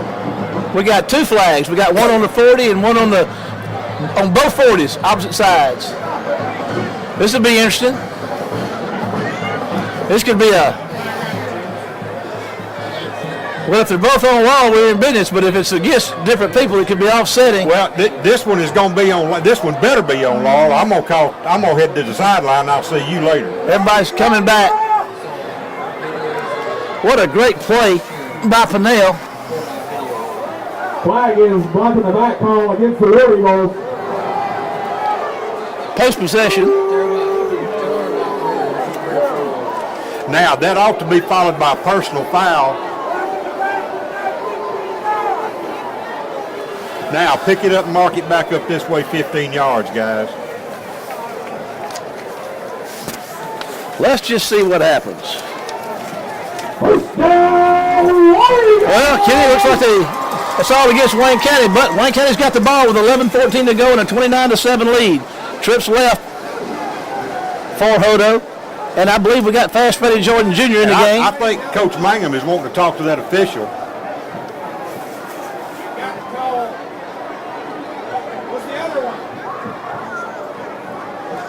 There was 2 flags. They've addressed one, and the flags were on the opposite sides of the field, about 30 yards apart. They owe us 15 yards.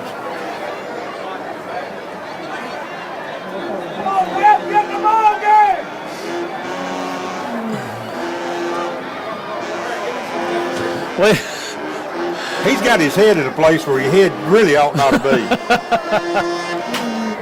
Let's see what they say, Kenny. I got a feeling they're going to ignore that one. They've been blocking the back is the call against the War Eagles. Blocking the back against the Tornadoes. Offsetting penalties. So the ball should come back down here then. Well, they got also the officials saying they're moving the ball now, Kenny. Here we go. We got Paul Keene from the sideline. Paul, break it down for us.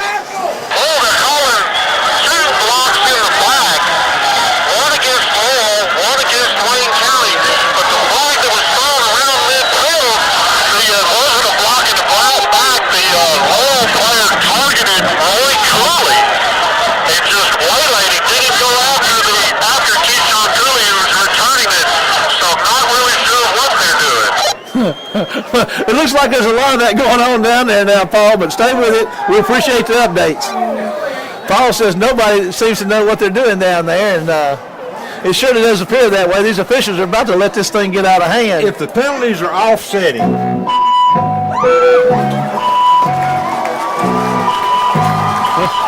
Where's the fun now? Well, that let our bunch up to play for Jeopardy, didn't it? Yes, it did. Well, regardless, there's 11:14 to go in the Alpha Insurance Red Apple fourth quarter and the game, and Wayne County's up 29-7 with the football. We do know that.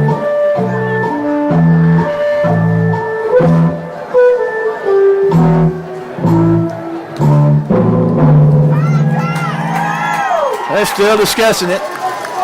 Coach Breland's out there at the 40 on the other side. He's wanting to know what's going on. He's giving them plenty of room. Coach Mangum's got his conference over here at the 40. Breland's got his on the other side.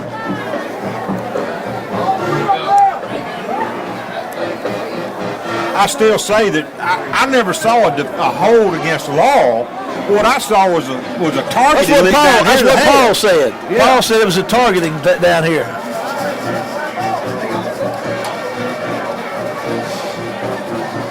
We're just going to stay with it to see what happens. And I'm not sure. I don't know. The officials seem to be totally at a loss here. They don't know what's going on. Well, they've made a mess. Well, I'll tell you what, there's two standing down there that'll tell them. That's Bubba Davis and Todd Mangum. They'll tell them what to do. I'll tell you what, Coach Davis, as long as Todd Mangum's been around, Coach Davis has been around twice that long. And I tell you, he's seen a lot of stuff, and Todd just refers to him as his World Book Encyclopedia. He said he's the best reference manual a coach could ever have. You know, Coach Davis is, he's a big competitor. Now they're going to try to explain this to Todd Breland on the other side of the field. And I can look from at Breland's body language. Breland he is not going to buy their explanation. Well, let's see where it winds up. Maybe we'll get some closure to this play in just a minute. I'll tell you what, if they're going to back that thing up again, I know Mangum's not going to like that, so.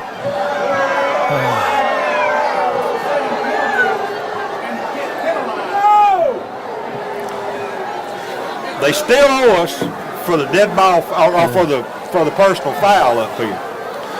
Well, it's all said and done. Wayne County's got the ball first and 10 at their own 19-yard line. Okay, Paul, what you got? I still don't understand how that was a block in the back and a wall whenever he ear-holed Roy Arrington, but they're saying that they're going to negate it and take it back to the spot where Keyshawn Cooley intercepted it. So it looks like it's going to be 1st and 10 at the Wayne County 19. No, that's not where he intercepted, though. That's after the penalty. He intercepted that pass just inside the 30, around the 27. This has been about a longest wait to try to determine what's going on that I've seen in quite some time in the high school football game.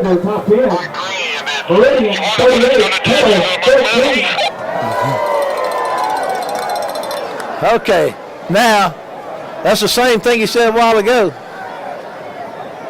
And he says Wayne County. See, he doesn't even know which way to point. That referee doesn't even know who's got the ball. Show them which way to turn. They hit 184 out here because they'll never find the ball. First down, Wayne County. Wayne County needs to maintain their composure. I'll tell you what, I believe this is going to be a throwing formation right here. Let's see what happens. And Laurel jumps off sides, and that'll get them 5 yards for Wayne County. Let's see which way this goes. I'm telling you, they better have somebody show them how to get back to the 4 lane. They're not going to know how. 1st and 5 for Wayne County, 11:14 to go. Wayne County up 29-7. Huddle's looking to throw. There's a pass out there to Jervis. He makes his catch. He's at the 30. Down the sideline he goes. Across the 40-yard line, flying out there to they're going to spot him at the 45. 1st down, Wayne County. Inside, right at 11 minutes to go in the Alpha Insurance. Right up a 4th quarter. 1st down, Wayne County. This formation seems to be working for them, Kenny. They got Fast Freddie Jordan in the backfield.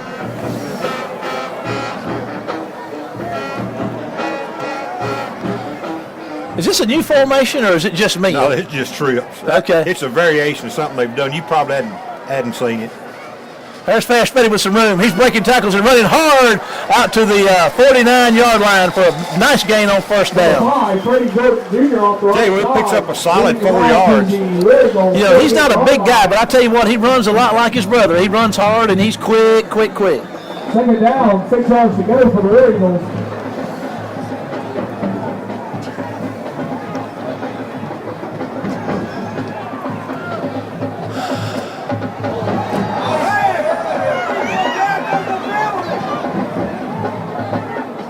Huddle throws to Chambers. He makes the catch. He's at the 50.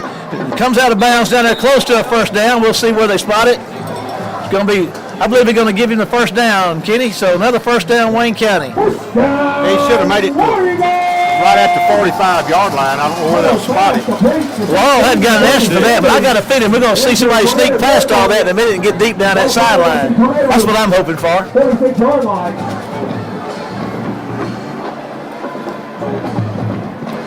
There goes Fast Freddy up the middle. Here he goes. He comes outside. He's at the 40. And they're going to get him down after another nice gain on first down. Boy, I tell you what, DeJarvis did a good job that time. He was just about to hit that corner. If you can read their numbers, leave him alone. He did. He pulled up, and he did the right thing. So that's the thing we got to be on this drive is careful. 2nd and 3 for the War Eagles. Trips right.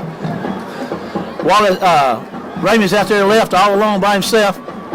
Manned up out there. Hodo's going to hand the ball to Elijah Pugh. Here he goes with room. Running inside the 30. Down to the 25. And then some. As he gets down, and they're going to spot him down just inside the 25, that is. 14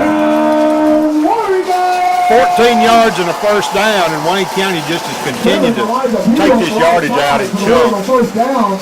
Ball now started at the Tornado 25-yard line.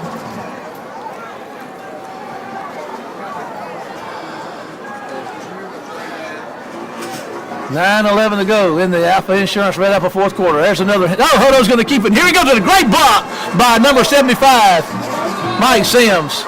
And Hodo is running hard down inside the 15-yard line. Law pulled him ahead for an extra 3. And there's a first down, Wayne County. I mean, Mike Sims just laid a Laurel defender out. It was like an axe hitting a solid stump. I mean, you could just feel that lick. 13-yard line. Wayne County up 29-7 and threatening with the 1st and 10 inside the 15. Hodo's going to give it to Pugh. Here he goes. Why not? He's at the 10. Running hard down to about the 6-yard line for a nice gain on first down. Wayne County's not doing anything fancy. They're just lining up. We're getting good blocks on the corners, tying up the corners and the safety, and just doing a good job of just moving the ball up down the field. So 6 yards and bring up 2nd and 4, Marshall. Hodo's back in the gun. Takes a snap, looking to throw, fires one out there, just off the fingertips of DeJarvis Chambers. Boy, that was set up. I mean, that was set up and just great job to set that up. 3rd down, 5 yards to go, ball being spotted. 3rd and 5 for the War Eagles. At the 7-yard line. Ball is sitting there on the 7-yard line. Give it back to Elijah Pugh. Here he goes with room. He's inside the 5. Going to run hard down there. Let's see where they spot him. Inside Trout. Boy, great job of that. 1st and goal, Wayne County. 8 minutes to go in the Alpha Insurance Red Apple fourth quarter. Wayne County threatening to go up, expand their lead as they're sitting at 29-7 right now. I think it's going to be one more dose of Pugh. A dose of Pugh, and that'll do. You're right, a dose of dew, and that'll do. Touchdown, Wayne County. Touchdown, Warriors! What a drive, Kenny. 80-plus yards. With a 1-yard carry for the Warriors touchdown. The carry, set the kick, Stewart on the hold, Palmer on the snap. Palmer, Stewart, and here we go. Let's see what we got here. And it's good. Where's the fun now, Kenny? We're having fun now, sports fans. It was a long time coming. I didn't know if it was going to happen or not, but we're having some now. 36-7. Wayne County goes up. 7:45 to go in the contest, and the Alpha Insurance Red Apple 4th quarter. We'll take a quick break and be back after the word. The Scoreboard is the only sports and entertainment restaurant in Waynesboro and surrounding towns. Our arcade has over 20 gaming machines, pool tables, and so much more. Our menu has appetizers, burgers, salads, po' boys, steaks, the best in town. Book your child's birthday party or event in our large, spacious upstairs hall. It's football season. Come watch your favorite college or NFL team on one of our large screen TVs. Fun for the entire family. The Scoreboard on Azalea in Waynesboro. Okay. And we've got the machine from the sidelines. Paul, what about that? The delay affecting momentum. 10 plays, 81 yards, 3 minutes, 29 seconds. Wayne County's had the ball for 22 minutes so far here in the game. Thank you, Paul. We appreciate that. And Wayne, he made a fair catch attempt there at the 31-yard line, and Coach Mangum's wanting a flag because he ran with it. Well, he signaled for a fair catch. He fumbled it. Call for a fair catch. But anyway, let's see what this sorts out to be. Tornadoes to play first down, 10 yards to go. Ball being spotted at their own 31-yard line. Well, I tell you what, they need all the help they can get, but they've had a time down there trying to figure out what's going on. They've had plenty of offers, I can tell you that, and not from Wayne County. 7:41 to go in the contest, and Wayne County is sitting pretty right now, 36-7. They got that. Let's see.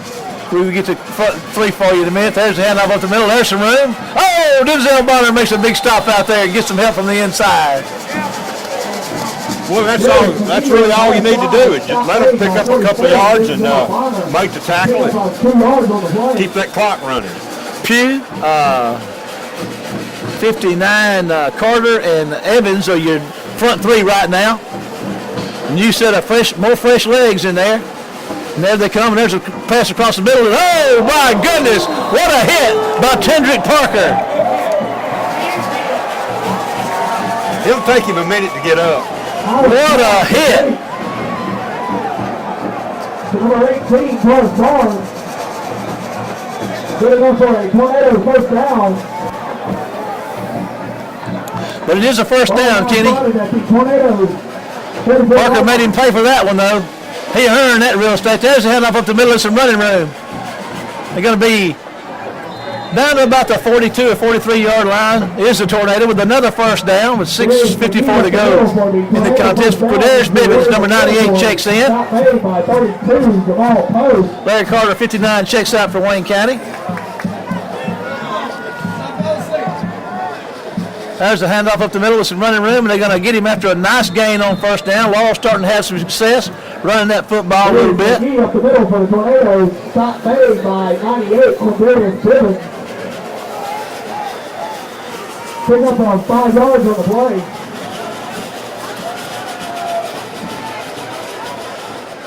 And Laurel's keeping it on the ground, and there's another nice gain for, looks like they're going to spot it. I don't know if it's going to be a first down or not, but it's going to be close.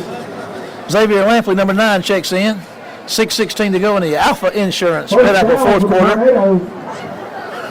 Shouldn't be. It should be. Well, I guess it is. I don't know. My math is not. Well, they string it out and going to tackle him for a loss back there, and that's Denzel Bonner with another big stop. I said it was a loss, but it's not. He's going to get a short gain on that. Oh, he actually picked up a yard, I think, Marshall. Number 40's checking in for Wayne County.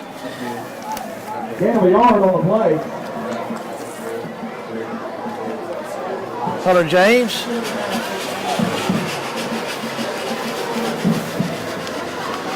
There's a pass and a catch to the big Cooley, and Cooley's going to run down to about the 10-yard line for a first down, and there's all kind of extra stuff going on. Wayne County's got the football, Kenny. After he caught the football, he turned and grabbed the defender, which was amazing to me, but I guess he turned the ball loose. I didn't. Laurel turns it over again. So Wayne County gets the ball with the first and 10 at their own 10. 5:33 to go in the contest. And Wayne County's got the ball. And here comes Huddle and Company once again.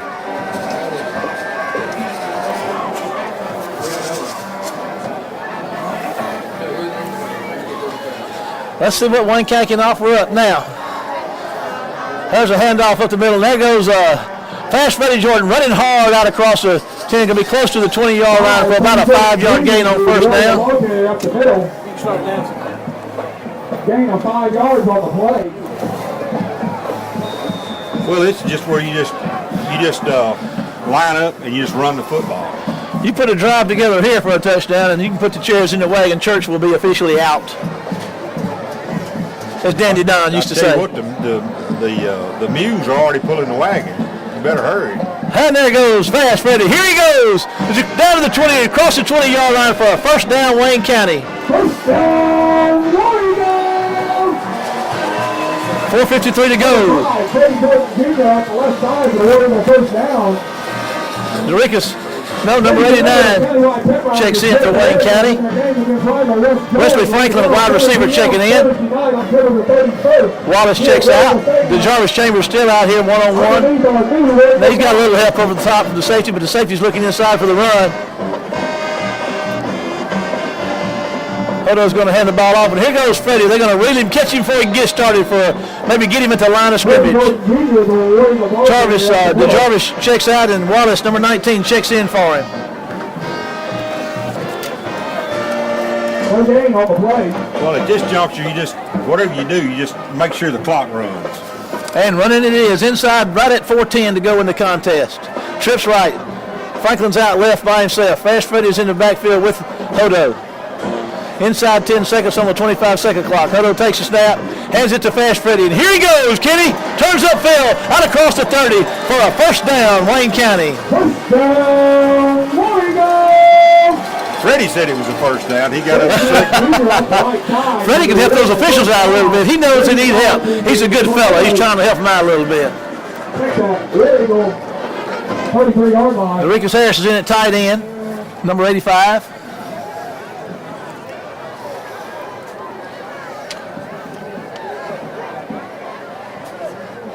And let's give it to Freddie again, and here he goes, and they're going to get about 2 yards on the first down carry. Freddie Burton Jr. Ball carrier for the Warriors. Well, when you can run the ball in a situation like this, Kenny, it just puts it down. It just kills the defense. It just kills the other team. You have these LSD-type flashbacks to Pearl River Central. Oh, man, yeah. Need the football, can't get. Of course, in this instance, we've got a 5-score ball game difference here, so it's a little different. Laurel fans have cleaned out considerably. They've given up the ghost here. There goes Freddie. Here he goes, Kenny. Gets on the corner. He can go. What's he going? Got a flag. Going to come back. They're going to tackle him at about the 40-yard line. That'd be coming back. Freddie Burton Jr. on the left side. There's a flag on the play. While we evaluate this, let me make notice of we got a pep rally next Thursday night at War Eagle Stadium at 7 p.m. That's Halloween night, and this pep rally is going to be about spooking the Mustangs. It's the Spook the Mustangs pep rally next Thursday night as War Eagles prepare to go to Soso, Mississippi to take another big district contest between Wayne County High School War Eagles and the Mustangs of West Jones. Wayne County has got a second down now and about 10 after that penalty. Kenny with 2:51 to go in the Alpha Insurance Red Apple fourth quarter. That would be of no consequence at this juncture in the contest. Spook the Mustangs pep rally planned for Halloween on October 31st, Thursday night at 7 p.m. here at War Eagle Stadium. You're actually going to waxing eloquent on us now. You are quite an eloquent waxer. That's why the water bead's on my truck. And here we go. Here goes Freddie. He's running hard. Oh, making one big. Look at him go, Kenny. He's at the 50. Gonna be a foot race. And I'll tell you what, boy, he was stepping over folks and breaking tackles. He can really go. That's a 27-yard run. Wayne County's got him a new running back in. Ball spotted at the tornado 40-yard line. Terrell Robert, let's see, I don't know who, is that 25? I don't know who they got back there running back right now. Cameron is running back. He gets the ball, and here he goes running hard for a nice gain on first down. He's going to take the ball to the 36, 37. 25, the Warrior ball carrier, Tim Hill, up the middle. The roster says Tim Hill, but now Fast Freddy's back in. Freddie came over and got about a half a tank of oxygen, and he's ready to go. He's ready to go again. Wayne County's got a second seven. There goes Fast Freddy. Look at him do that little stutter step. He gets down. Gets a Nice little gain there, maybe a yard. Inside 2 minutes in the Alpha Insurance Red Apple fourth quarter. Wayne County looking at a 3rd and 6 on the 36-yard line. Reggie Stewart checks in, number 18. Reggie Stewart is now the Royal tailback. What a big win, Kenny. Undefeated. Laurel comes in here undefeated, and Wayne County has had their way with them in this second half. It's a big win, one of the biggest we've had in quite some time. And there goes Reggie Stewart's going to keep it. He's going to run down there inside the 35-yard line, going to bring up a 4th down. Reggie Stewart on the quarterback keeper up the middle. 4th down. 5 yards to go for the Royal. 4th and 5. Wayne County will go for it. It's all academic now as we move inside 1 minute in the contest. Turn out the lights. The party's over, as Danny Dunn would say. Out there, Howard. Those were the days, weren't they, Kenny? Oh, I tell you what, man, it was as entertaining to listen to Meredith and Coach Sale go at him. And I don't know if Frank Gifford ever had a clue. 42 seconds to go in the contest. We're going to take a break and be back after this word. I got my fans in the stands, my team on my back, my family in my heart. I put my city on the map. See, I'm cool with my school, but I know I can do better. I checked the mail yesterday and not one college letter, not one college offer. After all this hard work, I'd be telling you a lie if I said it didn't hurt. So how do I stay focused in this game called life? And do I have a fair chance when this world's so shite? See, we all pay a price. I got some things on my mind, but I need to regain my focus, cause it's game time. Give all, leave nothing. In the end I gotta choose. Clear eyes, full heart, I can't lose. Clear eyes, full heart, can't lose.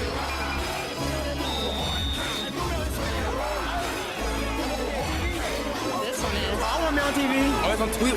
We just walk like I told you, bro. Hey, blowout is over with. This is what talking gets you. Hey, for real, it gets you this right here. That's what talking gets you. It gets you this right here. You talk too much. 81. It's over with. We don't need no stars. Oh yeah, we're going to state too.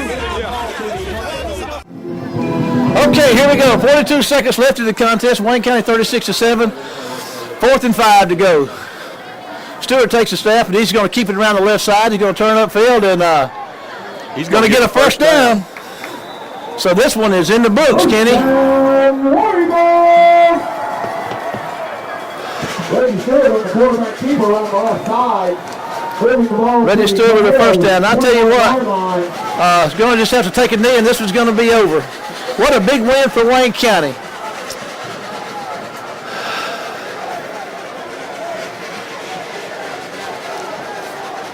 There's a snap and the knee, and that's the ball game. Wayne County has handed Laurel their first loss of the season, 36-7. So Wayne County makes their case for district championship, and we're going to take a break and be back with the McDonald's postgame show on the field with Paul King, Kenny Odom, and Coach Mangum. See you after the break.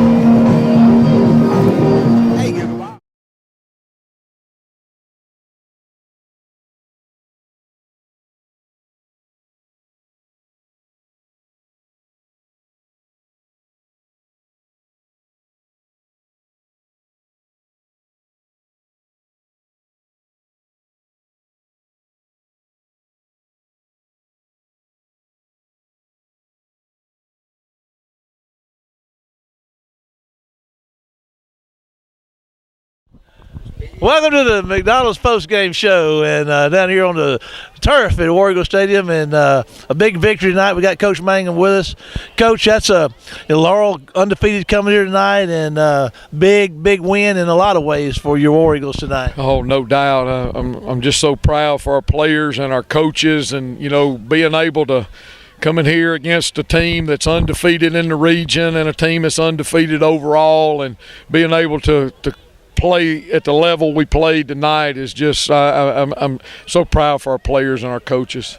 He came out and the Tornadoes kind of shot themselves in the foot a couple times early, and your team took advantage of it, and that was very important.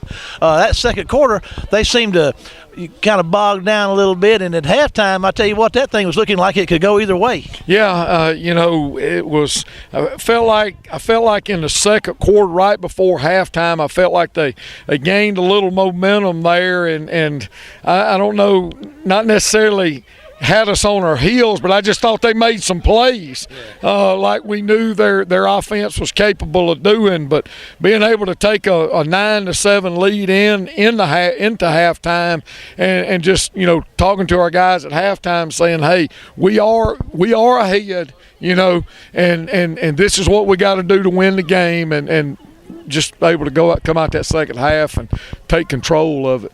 Well, defensively, you really did turnover after turnover, and you started getting a little pressure on it, and pressure on that quarterback, and forcing some bad throws, and the wheels just fell off of their offense because of your defense. What did you tell your defense? Well, the thing that we went in this week, in talking about their offense, is to minimize big plays and make them have to earn, and don't give them the long touchdowns and the big catches downfield. And we were for the most part able to do that. I know we gave up some yards passing, but to a team like that, you're going to. But our front were able to get a lot of pressure, and we didn't have to blitz a lot.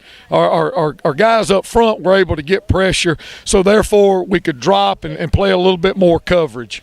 Offensively in the second half, Kenny came up with this last year, and I thought it was just, I got to give a great observation when he talks about a balanced offense is being able to do what you want to do when you want to do it. And certainly it appeared that your offense was able to do what it wanted to do when it wanted to do it in that second half. Oh, I felt like our offensive line just imposed their will on against Laurel's defense, because we knew they were fast, they were quick, and very athletic, and those guys just imposed their will, and they changed the line of scrimmage when the ball was snapped. I mean, we had very few negative plays in the second half, and it all starts up front with those guys. And Elijah Pugh and Freddie Jordan came in when DJ got hurt there and was not able to play the second half, and those guys really, really stepped up and followed that offensive line.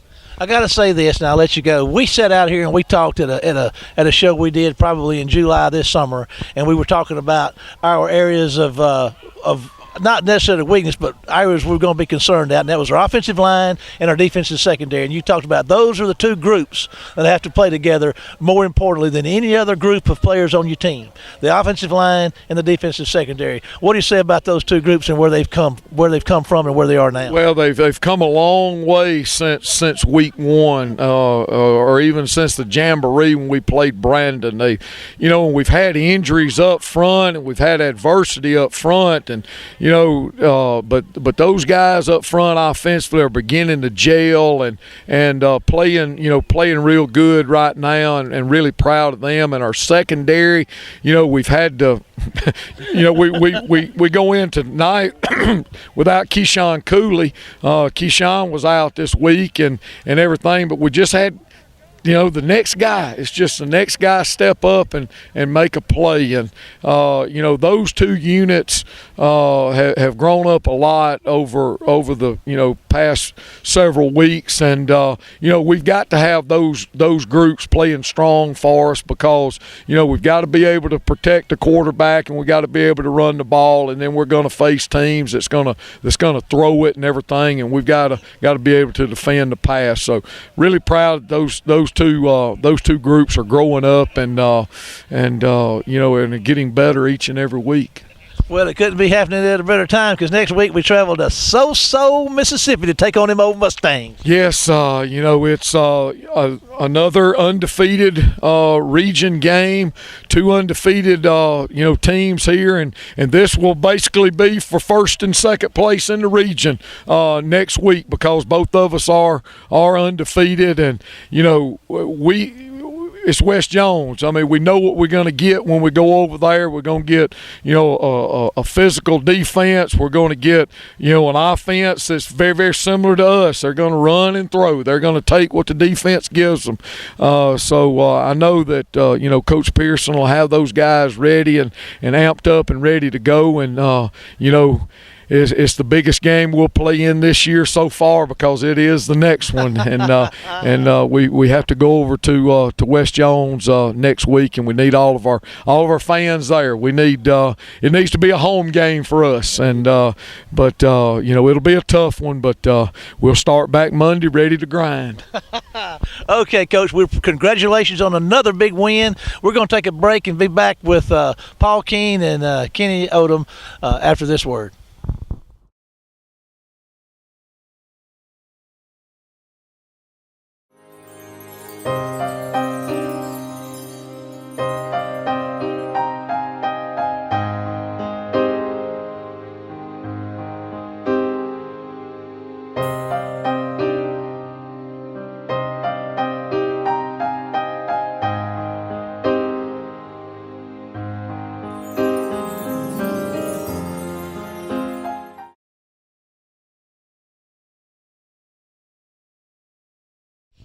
Back to the McDonald's Postgame show with the godfather of information on my left and the director of football operations on my right, celebrating a big win. Paul, patrolling those sidelines like the monster you are, what did you get as far as statistically speaking other than a cold foot? I was trying to patrol the sidelines to get warm, but 26 first downs, 58 rushes for 340 yards, 10 of 16 passing for 119, no fumbles, no interceptions, so no turnovers, 9 penalties, 4 punts, 41 return yards, 3 of 10 on third down, 2 of 2 on fourth down, 27 minutes, 28 seconds the time of possession.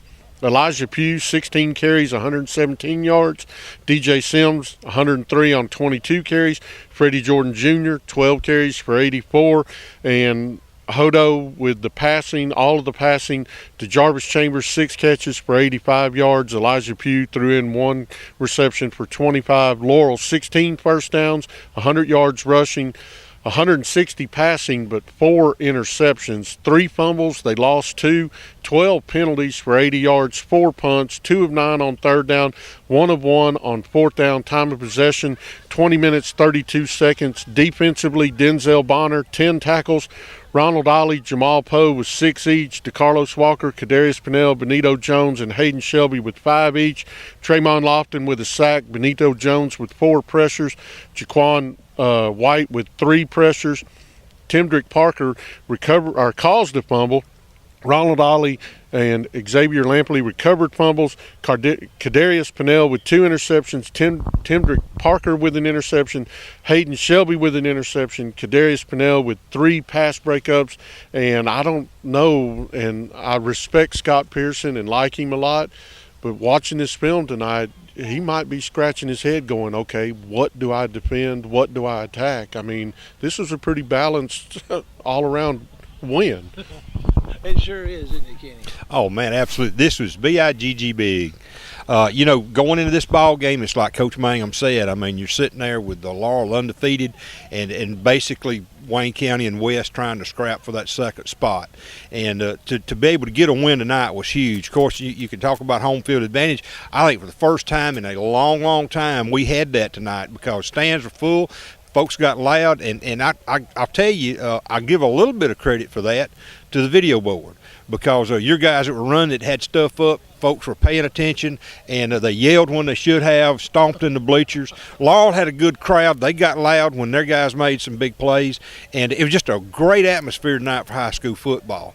The thing that impressed me tonight about as impressive as our defense was last week, and it was. You saw tonight the sort of effort where Benito didn't have that many tackles. He had 4 quarterback pressures. We really didn't get I don't even think we got a sack. I think basically we got him in the line of scrimmage. But here's the difference, is that in the second half, we turned that effort up. Benito and Ollie and those guys on the front, they controlled the line of scrimmage. Now, Laurel broke a couple of good runs, but for the most part in the second half, we controlled the line of scrimmage on both sides of football. Can't say enough about Wayne County's offensive offensive line tonight. As great a night as DJ had and Elijah had and Hodo had, those guys tonight, and you know, we talked about it, some of the blocks we saw on the traps and stuff, they put their hats on the right folks. And when you do that, then it goes back to that to the deal where you do what you want to, and you do it when you want to, and you do it for as long as you want to. And that was the difference in this football game in the second half, was we took control of the ball game. Ditto. I mean, what else are you going to say? I mean, you know, it's true. I mean, this team really, especially in the second half, stepped up and said, by gosh, this is, you know, this is our field, this is a big game, and we're going to take charge.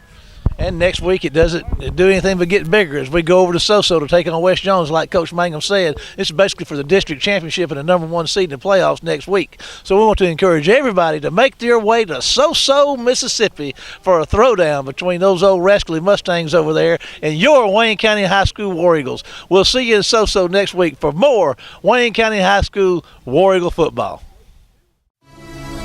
It's real simple. You got 2 more quarters and that's it.